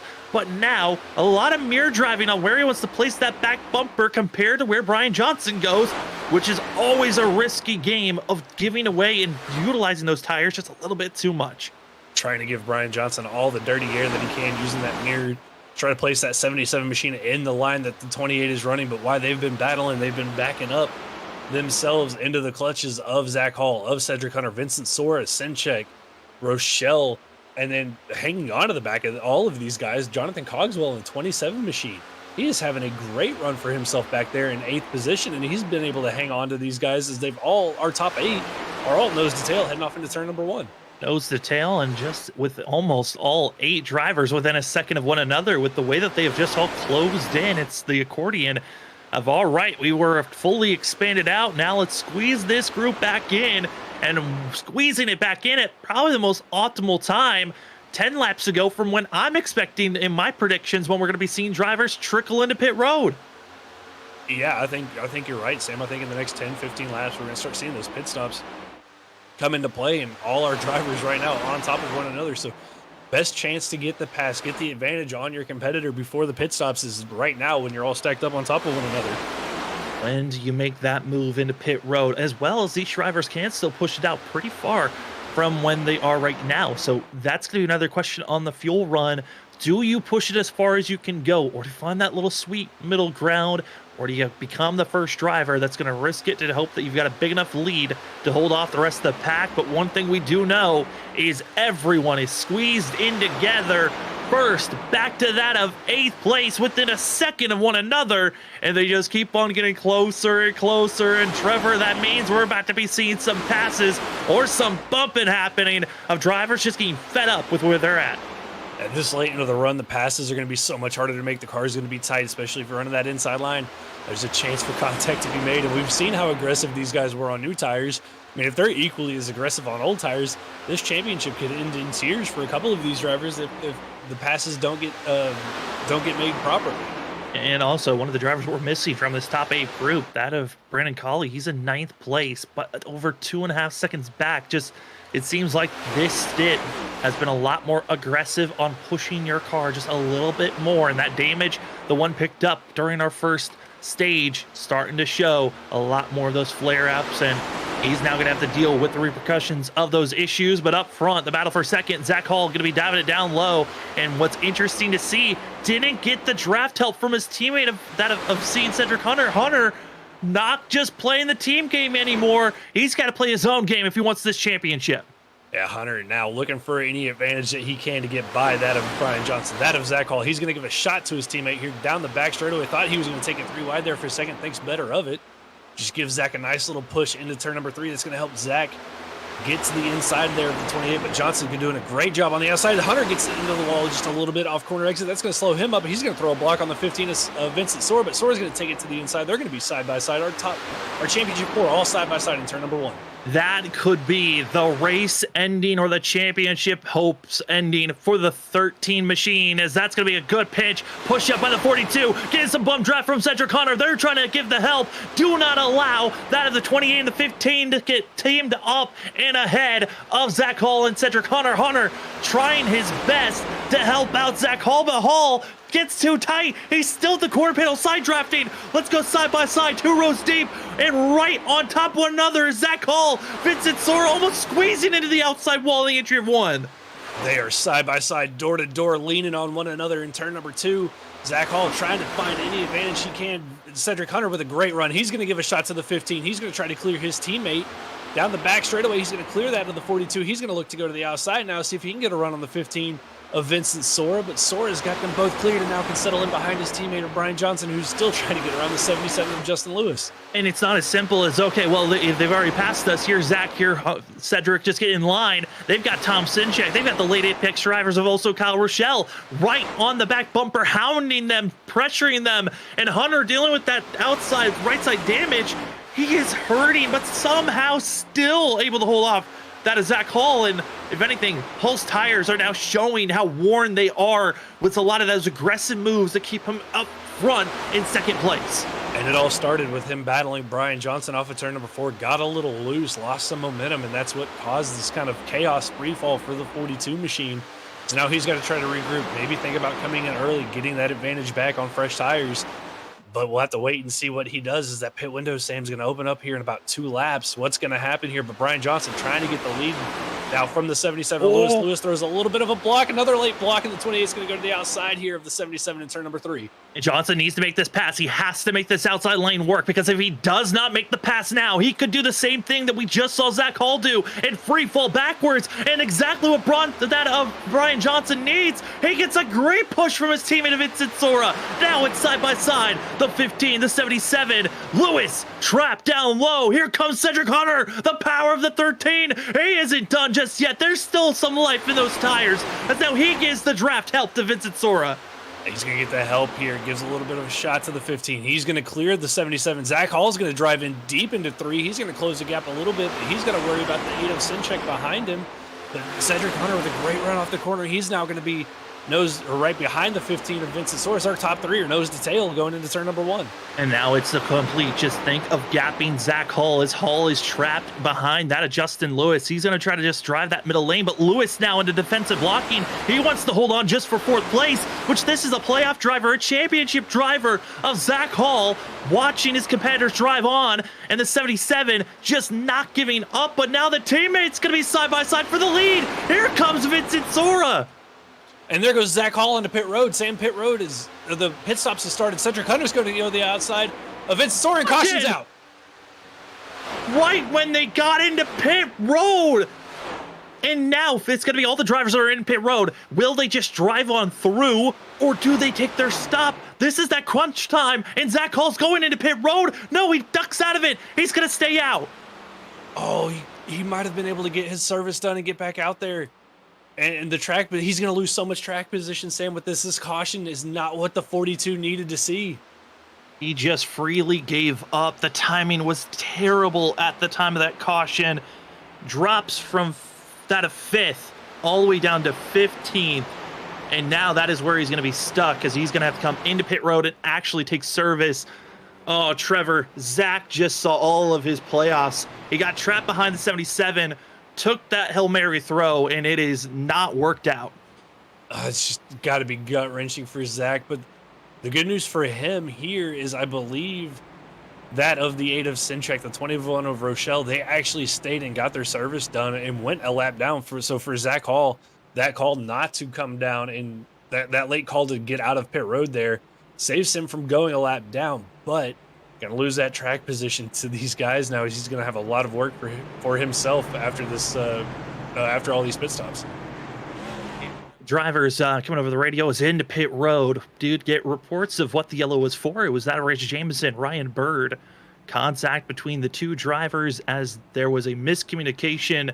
Ryan Bird wanting to come into pit road under green flag conditions. Jamison wasn't known and ran right into the back bumper of that 49.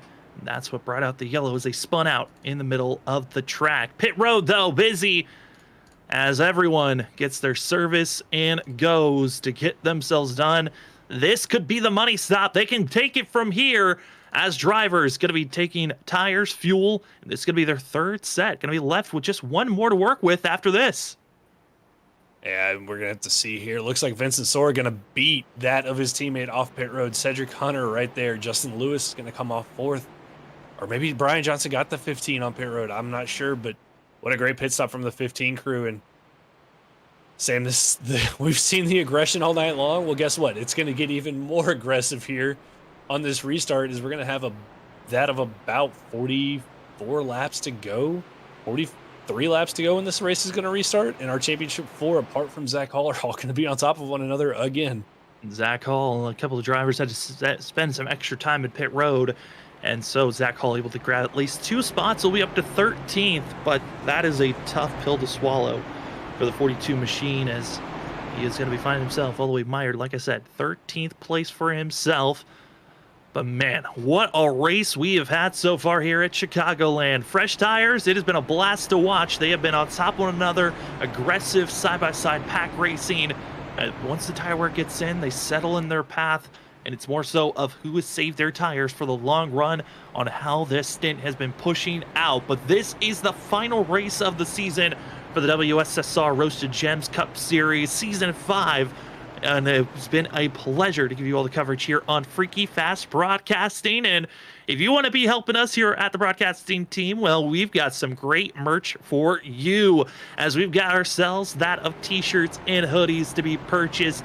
Plenty of different colors and sizes, and with the fall season and a lot of places are getting cold with the winter coming around the corner, you get yourself a hoodie, t-shirt, and have the best broadcasting team out there, Freaky Fast Broadcasting, right there to be repping for us. Thank you so much to everyone that watches, subscribes, likes, and comments on all of our videos, live streams, as we've got ourselves The Long Run. Episode 2 just dropped the other day. Go check it out as it's covering the playoffs for our Monday night series, the ISRC Race Car Graveyard Truck Series. You can watch them live as they're still in the middle of their playoffs Monday night.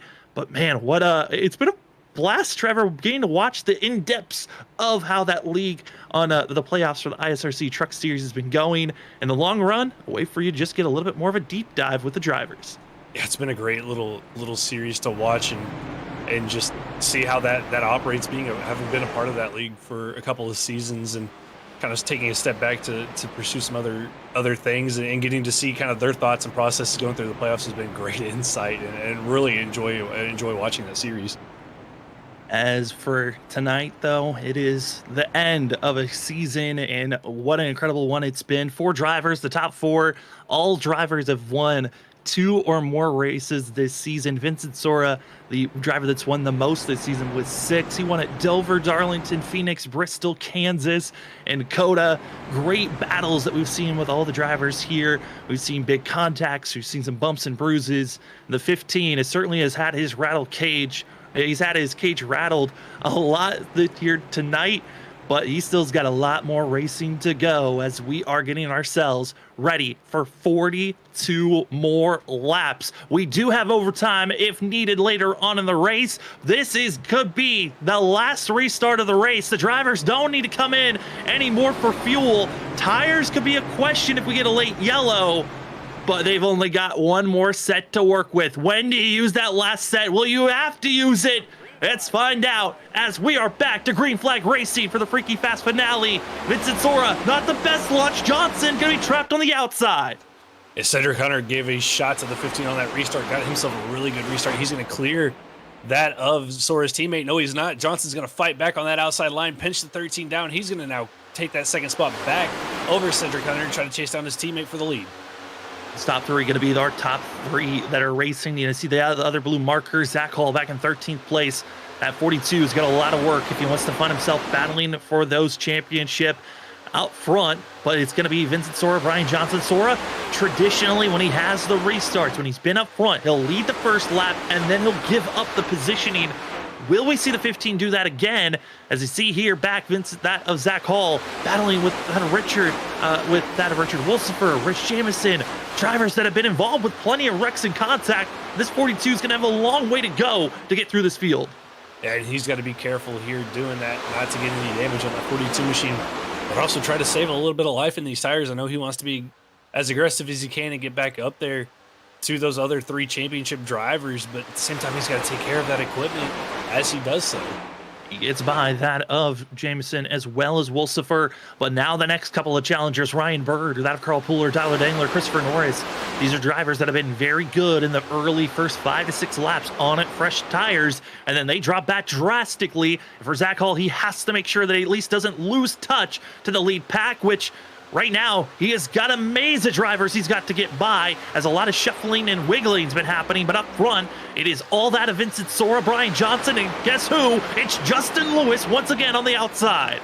Justin Lewis on the outside, but this time he's got company on that outside line. It's the 27 of Jonathan Cogswell, the man who is at the back of our lead pack in 8th position, using that outside line, using what Justin Lewis has been taking advantage of all night long, making his way up to 4th. Lewis now going to try to get around Brian Johnson for 2nd position. And that 77 machine, we've seen how quick he is on the long run. It took the field about 40 laps to run him down after that restart, and now trying to use that same advantage that he can to get back out here to the front of the field. But Vincent Sora, I mean, utilizing every little bit of this track, trying to hold off the 77 from getting a run. Won't be able to hold off on that exit of turn 2. Lewis finally gets some clean air to work with, but Cogswell wasn't able to follow in line. He actually dropped down low. The 27 now going to be trapped by the wall of Sidewinder Motorsports, and they'll have to just sit, wait, and see where to go. But here comes the 1. Brandon Colley, knock, knock, knock. The 1's back to go after the 15 again. I wonder if Vincent Sora's hearing the Jaws theme music playing, over his team radio right now, as the 1 car is right there behind him again. Out of nowhere, here comes Brandon Colley. Maybe finally got all the repairs done on that machine, and he wants to go up here and show that that machine still got speed, as he's going to take it to the outside of Vincent Sora in turn number 3. Here's Colley as he's on the outside, going to be doing some heavy pinching, not allowing the 15 to drift up. He's going to be trying to make the push forward. Going to have to push that 27 to Cogswell to go up even more as that little bit of a bicker happened. Here comes the 13, and Cedric Hunter now in the mix. And this is just all on top of one another. Johnson's going to get pinched out of turn number 2. That's going to check him up. That's going to allow Cedric Hunter to get a run on the outside of Vincent Sora, as those 2 are just stuck on the bottom, can't get the drive off the corner that they want. As Johnson's going to slide up, he's going to get a bump from Cedric Hunter as he slid up in front of the 13. That allows Vincent Sora to get back to the inside of the 28. Almost a calamity for our championship 3 right there. And just like that, Zach Hall, because of the hard racing, somehow the 42 has gone through. Talked about how there were about 4 drivers that were only really good in the first 5 to 6 laps. Well, Zach has carved his way through those 4 to 6 drivers. He is now back in the top 10. The 42 can see daylight, and he can see those 3 drivers battling so hard. Hey, you just got to get around Christopher Norris, Ryan Bird, the 38 to 49, the only 2 drivers separating Zach Hall from the other championship drivers. And the first one behind him, or the first one in front of him, is going to be the 38. Norris going to let the 42 go to the inside here, but right behind that of Zach Hall is going to be the 8 of Sinchek. Sinchek, one of those drivers that got caught up in that caution. Was on pit road getting service done when that caution came out, 1 lap down, so he's trying to work his way back up in the field. But Zach Hall now, he's cleared that of Christopher Norris, cleared that of Ryan Bird. 42 now right behind the 13 and 7 Hunter, our championship 4 once again goes to take. He looked like he was a mile away from ever having a chance to battle for the championship. Well, just in almost 10 laps, he's back in it. As behind them, Christopher Norris gets loose in the center of the corner, almost wiping out the rest of the field. And they're 3 wide, almost 4 wide. They're going to be 4 wide. 4 wide. They're still 4 wide. They're still somehow holding on. They're 5 wide, and Carl Pooler gets loose on the apron. Holds on. They're still going to be 4 wide. 3 wide now. Cycling through, they somehow survive, and we stay green on lap 135. Woo, this back half the field, they might be just racing for nothing, but they certainly are willing to give us a heart attack, as they're also going to be seeing Carl Pooler. He got in the apron, he somehow held on, and now he's going to have his teammate behind. Their race isn't over, but certainly is scared to reset, retry, and now up front, we've got our top 3 trying to pull away from our championship 4.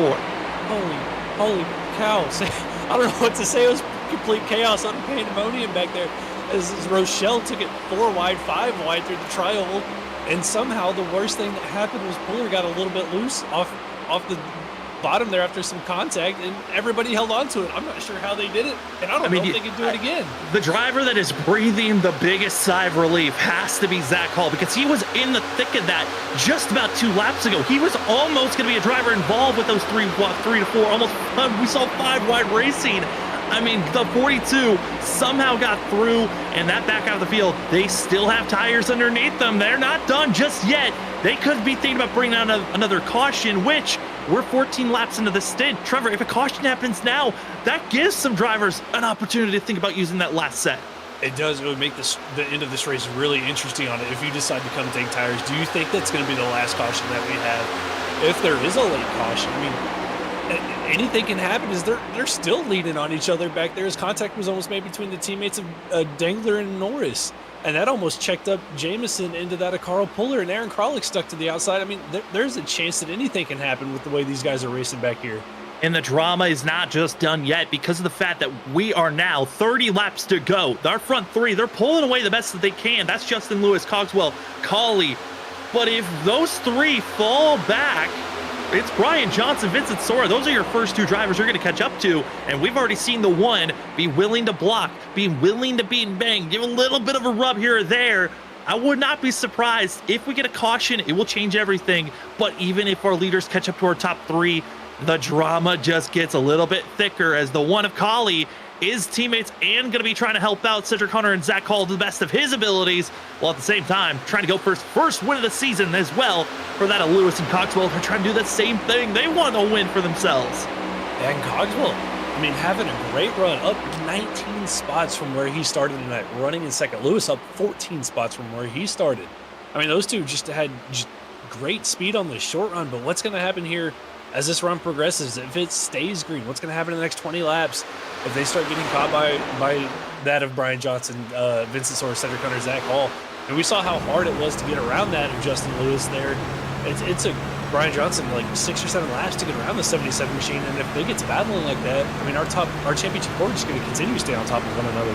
They're just not going to give up. They're just going to have to keep on fighting and hope for the best, as our championship 4 all still stay in line. There's not a lot of movement going on. 1, because these cars are so tight. 2, if you try to make a move by yourself, you're going to go backwards because of the draft. And 3, we're just running out of time, and you do not want to make a mistake at this point. But as we continue to race on, the driver that's closing in, it's Cedric Hunter. He might be the first to try to make a move here in 6th place. And look at just stalking the 15 machine as he's been stuck behind his teammate there, Brian Johnson, as these two try to save a little bit of tire for that long run. But Cedric Hunter throwing caution to the wind, taking that 13 machine to the outside line, trying to get the run. But at the same time, Sora gets a great run on his teammate Brian Johnson. He's going to look to the inside. It's going to kind of box the 13 to Cedric Hunter in. And Sora's going to take it to the inside. He's side by side with Johnson. Is he going to get him cleared off the corner? Going to try to drift up, but no, Johnson's going to fight back to the outside. And Johnson's going to fight back, but down on the apron, trying to cut down the length of this course. This is going to be the 15, but just because of the momentum carried on the outside, Johnson holds on, and as they're battling, the pass for second's already made. Colley now going to be surging up to 2nd place as the teammates still side by side. Who's going to be leading? Recognizing the longer this run goes on, the driver that's leading the front 4, if by the end of the race, they're the ones that win the championship. It's not about winning the race. It's about who is ahead of your final 4. And right now, Zach Hall starting to lose a little bit of touch with our race with these top 3 in the championship, as that 42 might have used up a little bit of tire trying to get through the field, but Brian Johnson's going to make the pass on the 27 to Cogswell. That's the pass for 3rd. That puts one more car between him and Vincent Sora, but Sora going to try to get a good run here on the bottom, but Cogswell is going to have the momentum on the outside to keep the 15 pinned down, and that's just going to allow Cedric Hunter to kind of drift in a little bit closer, but Sora's going to get that pass cleared too. Now put another car between him and Cedric Hunter. Trying their best. How do you close in this differential? I mean, we look at these drivers. They certainly have been running well. We've seen that of Brian Johnson, Vincent Sora, the teammates. They have been basically attached to the hip for a majority of the season, but now is the time to see. These two have already won, both of them, one championship apiece. Brian Johnson was a part of the original crew that started WSSR. He won the first inaugural championship. He made the Final 4 so many times throughout WSSR's seasons and history, but never has been able to go back to capture that glory. This was the season that we saw Brian Johnson struggle at the beginning. It took him so long to finally get himself a win, and now getting to the playoffs, he's just looked consistent, calm, and collective. But it's been the young gun, Vincent Sora, the winner of last season's championship. He won in his rookie season. He dominated winning half the season. And now, here for season 5, he's been still the dominator. The 15, the 28, their first hurdle to try to go for a championship is the one. Here we go. It's going to be Brandon Colley on the inside, holding off the best that he can. But will there be any contact? And he's been the hardest man, the thorn in the side of these two teammates all night long. The 28, Johnson's going to try to take it to the outside. Vincent Sora's going to try to follow him, but Johnson's going to almost get that cleared. A little bit of contact. Sora's going to take it to the inside. They're going to be 3 wide. Brandon Colley's going to be in the middle. How does he race the 15? Down here in turn number 3. He's squeezing. He's just doing a little bit of a pinch. He's trying to push up Johnson even higher, but that shouldn't be your competition, as Colley just doesn't have the grip anymore, and he just sees those 2 drivers in one lap. He tried their best, wasn't able to hold on, but wasn't enough. Now here comes Hunter, able to try to go to the inside. He's closed in that gap, and now it's going to be that of 2nd, 3rd, and 4th. Who is going to make the push? As Zach Hall has not been able to get by Cogswell, has not been able to stay on touch with the 13. Hall, he had to make so many passes, but now needs a caution to get back into this. And he does. What's going to happen up front? Is that going to be the pass that seals the championship for Vincent Sora? That pass that shoving Brandon Colley up the track, forcing his teammate even higher of that of Brian Johnson. Now he's got that clear, but now once he gets up to that of Justin Lewis in the 77, is that going to allow these 2 to catch back up to him, or does Brian Johnson have a little bit more in the tank to try to make a run here at the 15? Sam, I don't know what's going to happen here. These laps continue to tick away, and I still don't have an idea who might walk away out of here with a championship. Less than that of 20 laps to go, and it is Vincent Sora, Brian Johnson, Cedric Hunter. They are going to be your top, going to be up inside of our top 5. Zach Hall going to be in 6th place. And we got to give kudos to Hall for all the work that he did. He fell back. The timing of the yellow was disastrous for himself. He tried to go for a gambling move of being the first to come to pit road under green flag pit stops. The caution comes out right when he hit pit road, and it made him push all the way back to 15th place. Now, this is the moment for Zach Hall. How does he retaliate and move himself forward? Because he doesn't have the tires at this current moment, but I'm looking at the laps, I'm looking at the pace. He's running pretty equal to what Cedric Hunter is running, which means that 42 is not completely out of it, but he needs these other drivers to burn up their rubber. Not completely out of it. I can tell you who's still got plenty of tire. That of the 15 of Vincent Sora, 2/10 quicker than Justin Lewis, a 10th quicker than his teammate Brian Johnson, and about almost 2/10 quicker than Cedric Hunter. Just that last lap time, that 15 machine is flying right now, Sam, as he's about to do battle for the lead. If we looked at the stats, Vincent Sora was the driver to beat.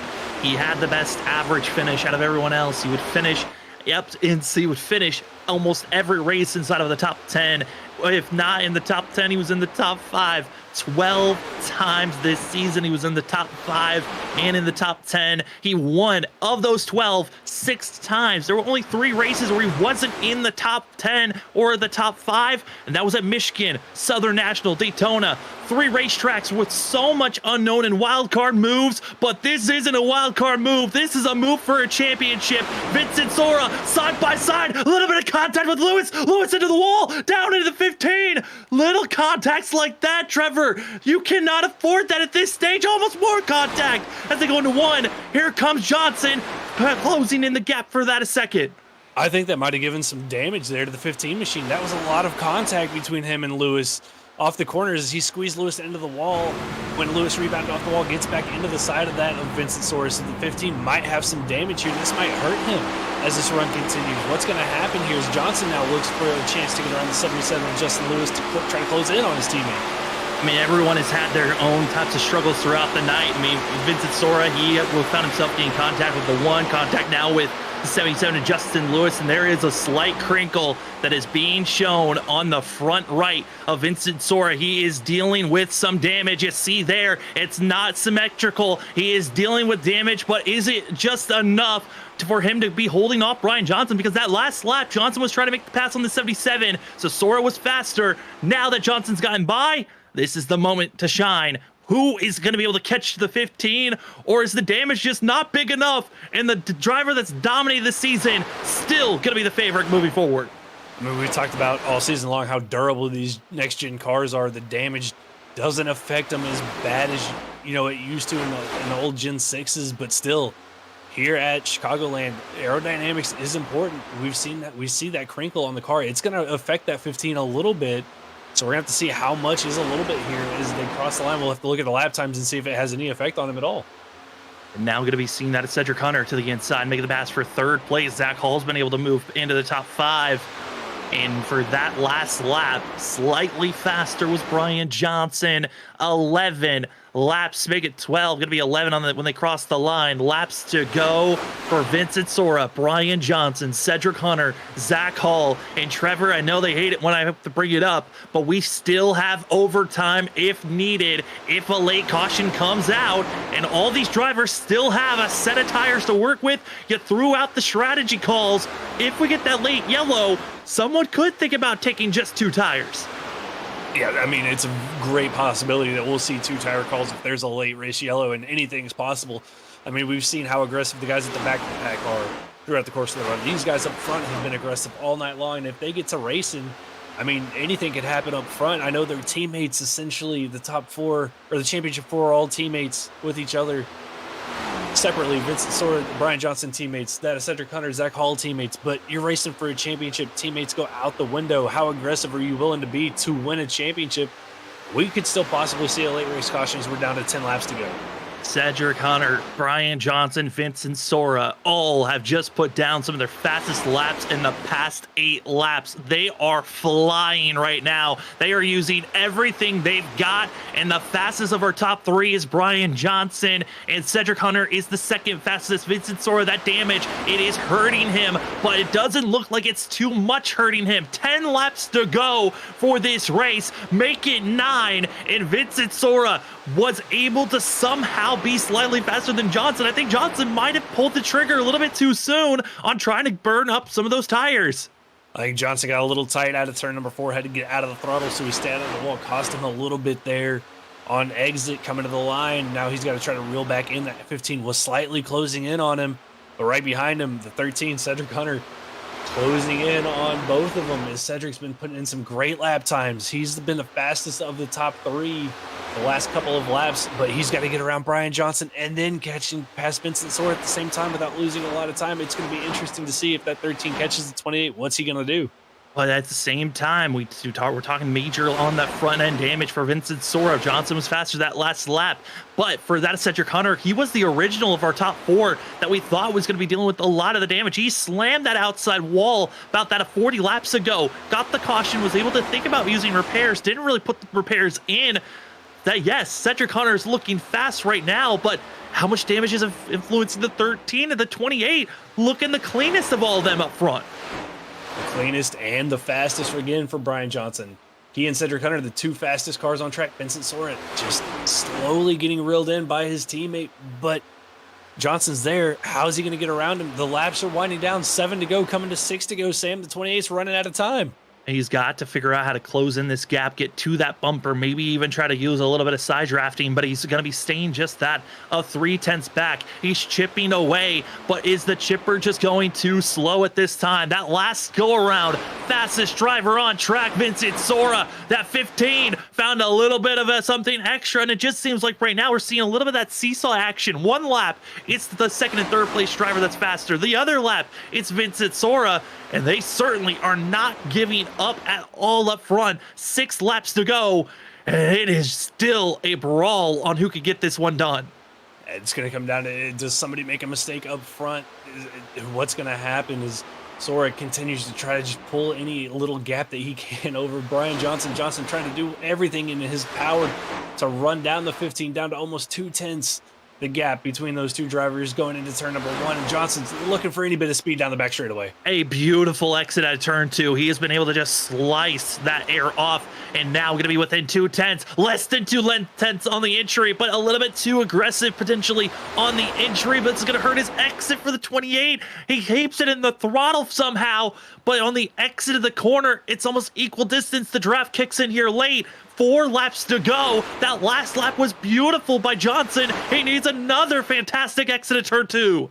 And Johnson's been the better of the drivers down here in 1 and 2. Sora's been a little Oh, bit he better in wiggled. 3 and 4, but he gets loose.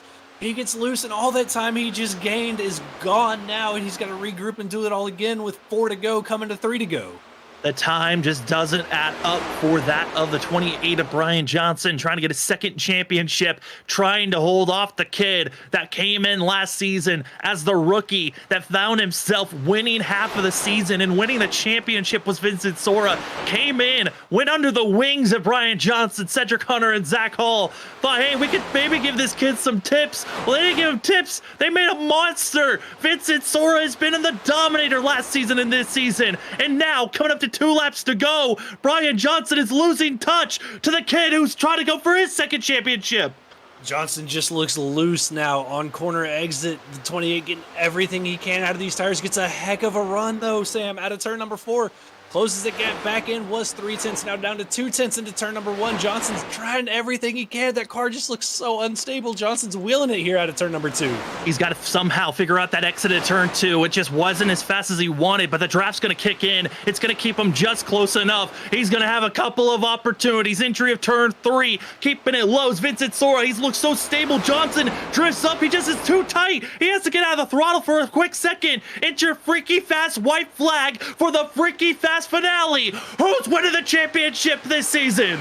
Johnson throws it down into turn number 1, closes the gap down to 1/10, but just not going to have anything in the center of the corner. The car gets loose on him. He gets sideways, saves it, drifts up here down the back straightaway. Sam, and I think that's all she wrote for the 28. Vincent Sora looks like he's got this in the bag as long as he doesn't make a mistake down here into turn number 3. Down into turn number 3, Vincent Sora, he has been looking clean, not able to hold that white line like he wants. He's instead going to put the dirty air on the back of the 28, who sends it for everything, but it wasn't enough. Your Season 5 champion, Vincent Sora, for the WSSR Roasted Gems Cup Series, Season 5. Go and give it to the 15. The kid is a 2-time champ. And man, he had to work for that one tonight. He was bullied all race long by everybody around him, but at the end of the day, Vincent Sora comes through, back-to-back championships for the 15 machine, and I'm sure he's going to do one heck of a celebration here when he gets back to the start-finish line. I mean, it was constant rattling here, there. It was Justin Lewis that gave him that late damage that you see on the front right. It was then, being pushed around by Brandon Colley in the first 20 laps of this race. And at the end of the day, the guy that's been the fastest, the one that was, everyone said, if it's Chicagoland, this is going to be the driver that's most likely going to win the championship, found himself up front, clean air. He took all the knowledge throughout this race. Maybe he gave up too much time in the early goings. Well, he got the cautions that were needed and found himself getting the championship done. Congratulations to Vincent Sora, and also to Brian Johnson, Cedric Hunter, and Zach Hall for making the Final 4. But when we come back, it's the post-race show. We'll talk to our top 3, Cedric Hunter, Brian Johnson, and your winner and champion, Vincent Sora, in just a few moments.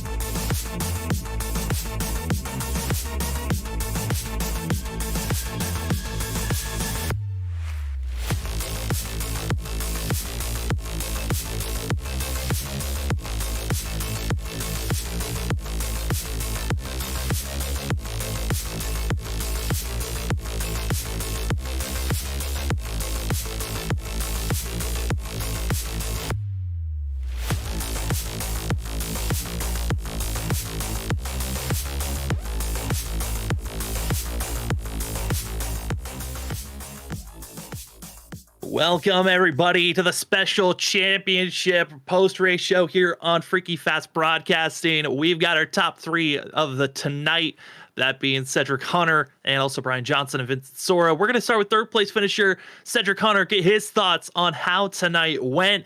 Cedric, it's Sam and Trevor up in the booth. Congratulations on making the final four first. Congratulations on a top three, but man, how are you feeling after a chaotic race that we got to see here tonight? Yeah, disappointed, I guess. We had good pace tonight. I actually practiced this week and felt pretty confident coming into this race, and just, I guess unfortunately it just didn't work out the way we wanted to. I mean, I felt like we had decent pace. I just passing was really hard. I didn't know if I wanted to push early in the run and get track position, I guess like Brian was doing pretty much the whole race, or if I wanted to save and kind of go the same route that Vinny was going. And I kind of just went down the middle, and I don't know. I think that might have hurt me more than anything. So, third is still cool. I mean, you still win. I think it's $50. Just it just came short. I mean, I didn't have anything there at the end. I burned my stuff up. I am really disappointed with the fact that just the setup was terrible. It was really really tight. I wish it was loose. I think if it was a really loose setup, I mean, I feel confident in myself to be one of the favorites. Unfortunately, it just didn't play out that way. So you speak of the car being loose and it hard to pass. I mean, we saw the advantage that the outside line had in the early stages of a run. I mean, did it just burn the tires off of the car too much to run up there and gain ground, or was it just quicker overall just to keep running the bottom? Well, running the top like really really fast, as you saw. I think those guys were able to get around us also really easily. 'Cause, I mean, they had zero intentions of saving the tires to begin with, so we pretty much knew that from the start, and we let them go. And the top was really good, just like you said, a little too tight, killed the tires. It wasn't a consistent line that you could run throughout the race. The bottom was where it was at. Unfortunately, just it was too tight. I mean, you can follow, and or yeah, at least you can get runs. You kind of had that bubble where it was 3/10, that 3/10 bubble, I guess, the Iowa Groove racetracks that exist, and we kind of got stuck here tonight. So, um, yeah. I mean, Cedric, we saw this season, and coming into this season, we knew Vinny was going to try to come for that championship once again. But for yourself, how are you feeling personally with how this season went? Because you look at the stats, this was a phenomenal season overall. I know you wanted the championship, but how are you feeling with the season overall? I'm actually, but the season overall, I'm feeling pretty good. I have 2 wins, which is, I mean, I pretty much I think tripled my number from I think I only had 1 win coming into the season, so I feel pretty good about the two. We kind of let a few get away from us this season, but overall, I mean, it was pretty good. I have never finished. If I finish in the top 10, I always finish in the top 5. I think I'm 12 for 12 on that. So the consistency was definitely there. It felt really good. I feel pretty confident going to the future. I just need a little bit more turn, a little bit looser in the future with setups and stuff like that. And if that's the case, then I feel pretty confident about being a first time champ next season. Well, we can't wait to see if that happens next season. Well, Cedric, before we let you go, the floor is now yours for any shout outs. Yeah. First of all, I want to give a huge shout out to the sponsor that's been on the car and helping out the league, and then being our title sponsor, Roasted Gems Coffee. They have superb products. They have a new uh, t-shirts, sweaters, and all that gear, the hats and um, apparel.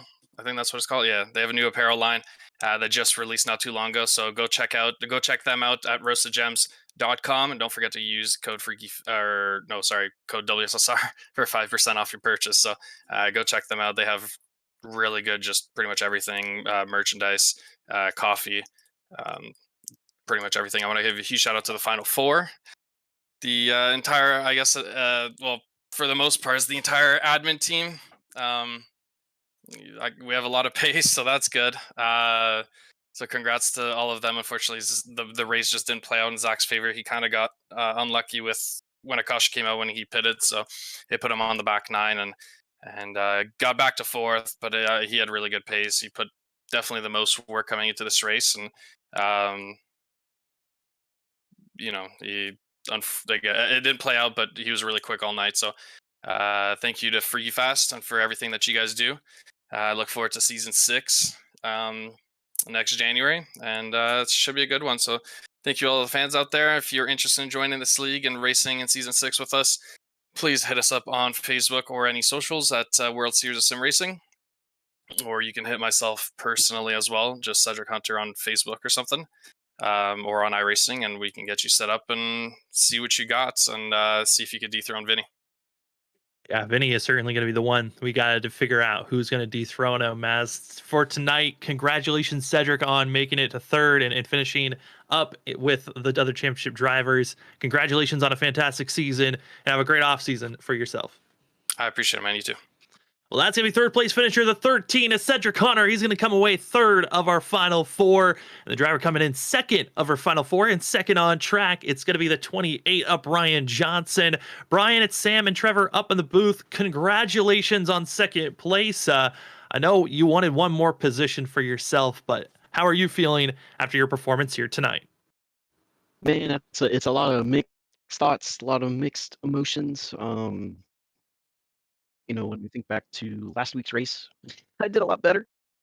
So that's a good takeaway. I also kind of changed up kind of my mindset going into this race about just kind of running my own pace, not worrying about getting the lead or dirty or clean air.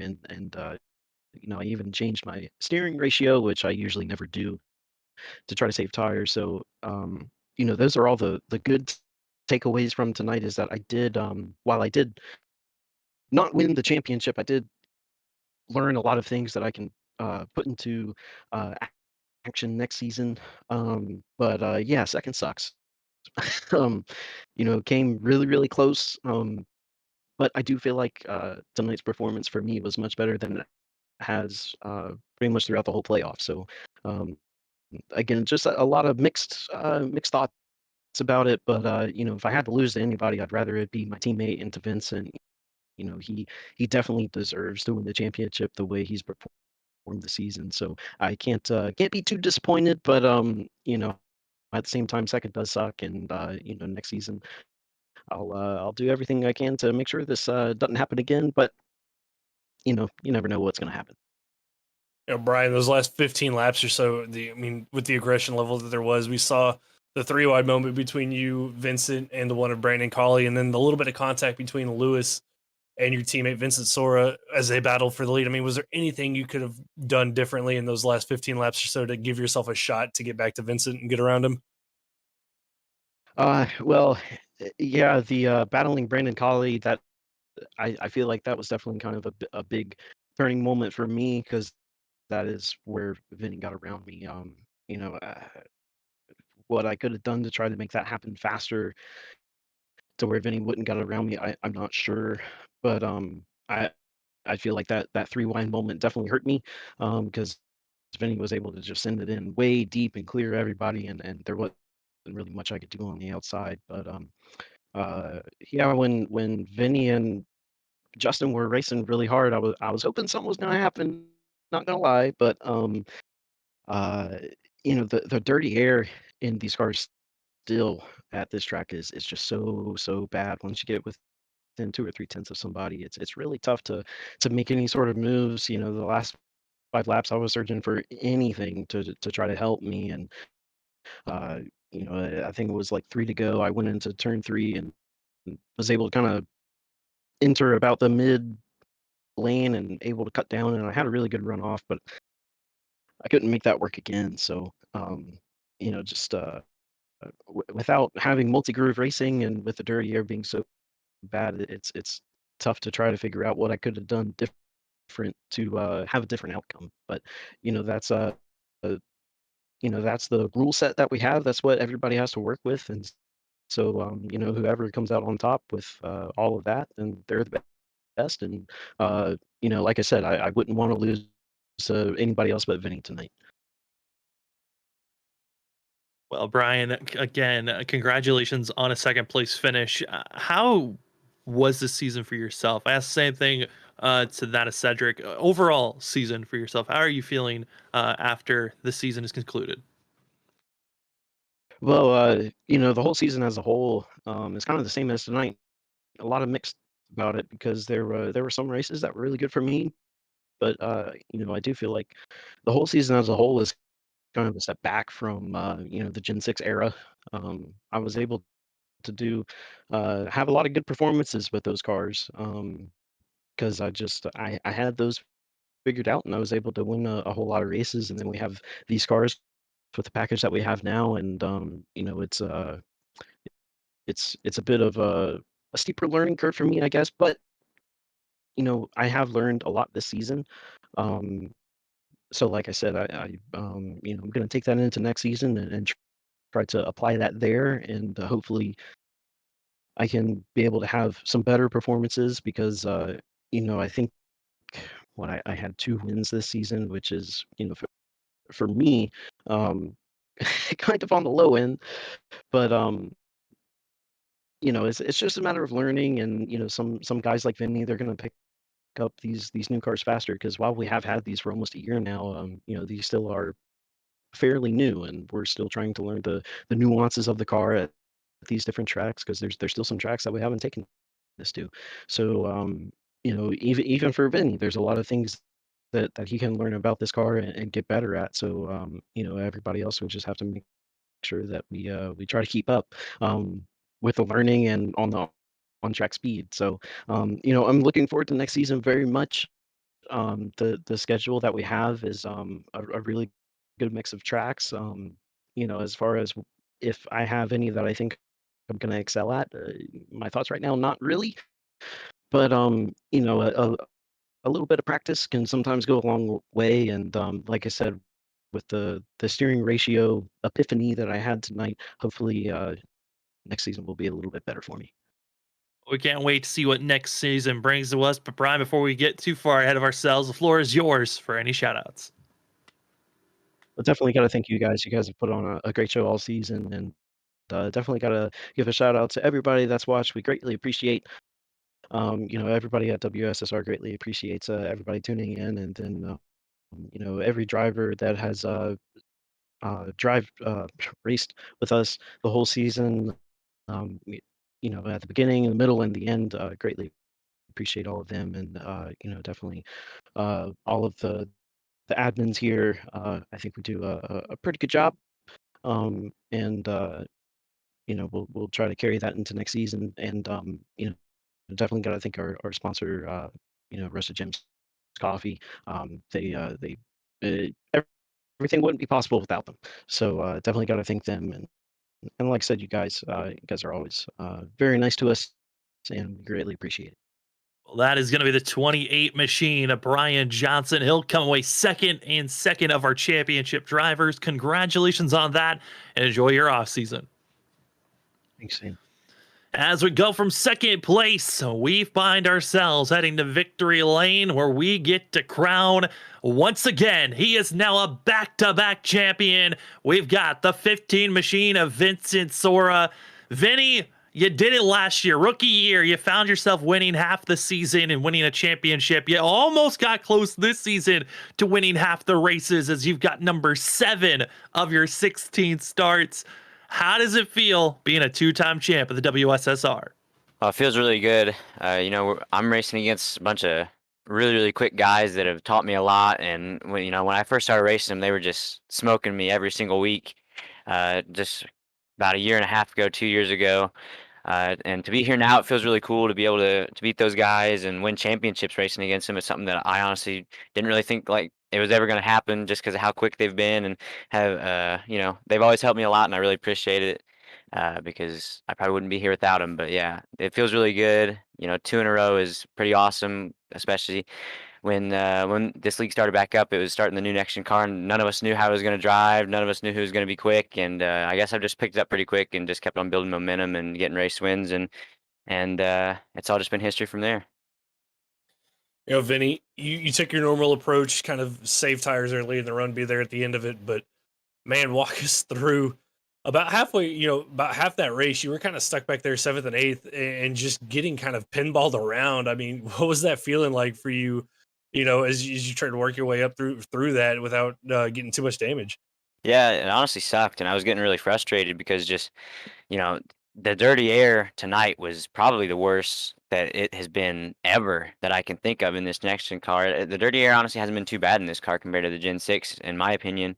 But it was just awful tonight, and getting stuck back past about like really anywhere but the lead was just horrible for your car. It just plowed up to the wall, and you couldn't set up passes on the inside because you'd just get pinched down on the bottom, and then you'd get freight train from the top. And unfortunately, that happened about midway through the race after the stage, and I just couldn't really get back up there. I would try to draft back up with the car in front of me, but it was just super, super hard to get track position during green flag runs. And thankfully, with the way some cautions fell and just some aggression on some restarts, I was able to get back up to P1 or P3, P2, and battle Brian, and then get up to Justin and be able to clear him for the lead, and then just really never look back and just try to hope that Brian never got back up to my back bumper and wasn't able to move me on the last lap or anything. Well, he was not able to. And Vinny, we now have season 6 quickly approaching us in about a month and a half. How are you feeling trying to now go potentially for your 3rd championship in a row and try to crown really the next season? So much history you could take. Yeah, it feels really good. Um, I don't know what the record is for most championships in a row, but I think Brian has the most championships so far, and Larry, or maybe it's Larry. I don't know. Brian or Larry, maybe they're tied. I don't really know. I'll have to check that afterwards. But it'd be pretty cool if I could make history next season. That'd be awesome. And I really like the format that we're most likely going to next season. I think we did a vote, and it's going to be like the old like NASCAR chase format where there's no playoffs and it's just consistency. And I feel like that's probably my strong point, is just being consistent, racking up points and getting really any point that I can. So I feel like season 3 will be pretty good, pretty fun to watch, and a really good battle. Well, if that is the case, Vinny, you certainly are going to be on my favorites marching forward as tonight is come to a conclusion. Congratulations on your win. And now the floor is yours for any shout outs. Yeah, I just want to thank everybody in the league. Without them, obviously, none of this would be possible. And we've had a really solid group of cars every single week. And hopefully that's going to continue on the next season and just for every season afterwards. So, yeah, just big thanks to every driver that shows up. It's much appreciated. Big thanks to all of our sponsors. They're the reason we get to hand out prizes and pay for broadcasts and do all that. It's just awesome. So, big thanks to everybody that helps us league out. Big thanks to you guys for broadcasting. Can't wait to go back and watch. I watch every single broadcast afterwards the next day. So, it's going to be really exciting. I'm sure you guys did a great job. Want to thank all my sponsors. Want to thank all my teammates. Category 5 Esports on Sidewinder Motorsports. We think we're getting one of them back next season, which will be Nick Crawford. So Nick, if you're watching, we're really looking forward to having you back. Can't wait. Yeah, just everybody at home watching, and and Tom Sinchek for the beautiful paint scheme every single week. So yeah, thank you guys. Well, that is going to be your Season 5 WSSR Roasted Gems Cup Series champion, Vincent Sora in the 15. Vinny, congratulations on becoming a 2-time champ. Enjoy the off season and good luck on trying to go for 3 in a row. Thank you guys. We'll see you in a couple months. As we go from celebration to that of the results, what a race, what a season, Trevor, these drivers got to have, and this is where they finished as tonight's 167 laps concluded. Vincent Sora winning the race and winning the championship for his 7th win of the season. Brian Johnson going to get 2nd. Cedric Hunter gets 3rd. Zach Hall finishing out our top 4, our final 4 that raced for the championship. Then that Brandon Colley comes away 5th. Justin Lewis 7th. Tom Sinchek, that of 6 goes to the 77. 7th goes to that of Tom Sinchek. Kyle Rochelle gets 8th. Christopher Norris 9th. Ryan Bird 10th. We look at the rest of the field, though. What a season it's been. What a season. It started from race number 1 at Vegas with the bump and run, the close finish we saw there. And I mean, that just kind of set the story for the whole season, the excitement of every race that we went to. And this race was no different than any of that. I mean, we saw the aggression level from the drop of the green flag with how this race was going to go. And at the end of the day, Vincent Sora just held on just enough to hold off his teammate Brian Johnson, get his 2nd championship in a row. But what would have been for Zach Hall, the unfortunate timing of the caution coming down pit road, getting stuck back there in traffic and having to make his way back through the field. The 42 had speed all night long, just couldn't be there at the end, having to use up too much equipment to get up there. But great runs to end the season off for Christopher Norris. Cogswell was up there in 2nd for a little while before his tires fell off. Great run for himself. Justin Lewis almost getting himself a top 5. Sam, it was a great, exciting season from start to finish. And boy, am I glad that we get a month to kind of decompress and get our wits about us before we have to come back and do season 6. I mean, hey, if anything, this league needs a month to find some competition to go after this 15. Vincent Sora last season, he was a rookie. Then at the end of the season, you could call him a champion. This season, though, he's not, I wouldn't call him a sophomore. I would call him a monster. I called it at the end of the race. He is just a dominator when it comes to these seasons. How many wins could he get? Because after tonight's win, Vincent Sora is just 2 away from climbing and taking the most win leaderboard championship. And if he gets another official season championship, he'd have the most in WSSR history. So season 6, you want to come right back here to Freaky Fast Broadcasting, because Vincent Sora could be aiming for the history books next season, and we cannot wait for it. And as well, talking about history books, well, on Freaky Fast Broadcasting, we got more history to be written here on that of Monday night. We got the ISRC Truck Series as they are still continuing on with their playoffs. Same Tuesday night for the Full Send Racing Series and finding a champion. First season for the Wicked Racing League. It's time to find their first champion, as it will all be here on Freaky Fast Broadcasting. Trevor, though, the floor is yours for any final thoughts of the season before we call it a night. Just shout out to everybody in the WSSR League. I mean, they put on week after week just great races for us to be a part of. Shout out to you and Robert for allowing me to jump on board and be a part of this broadcast, or be a part of the team for this season, and can't wait to come back and do it all again for season 6.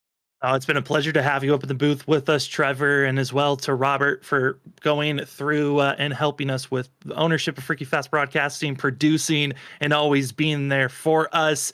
And for myself, Sam Dyer, Trevor Earhart, Robert Moyer Jr., thank you so much. And everyone else that helps at Freaky Fast Broadcasting, thank you for being a part of this journey of Season 5 for the WSSR Roasted Gems Cup Series.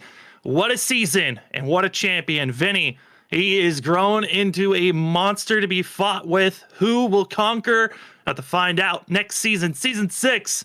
It will be here in a flash. And as well, big thank you to all the veterans that allow us to have our freedoms. Thank you to everyone that has served in all the different branches. Thank you so much. And for tonight, have a good one. We'll see you on the next race Monday night. Playoff action for the ISRC Truck Series.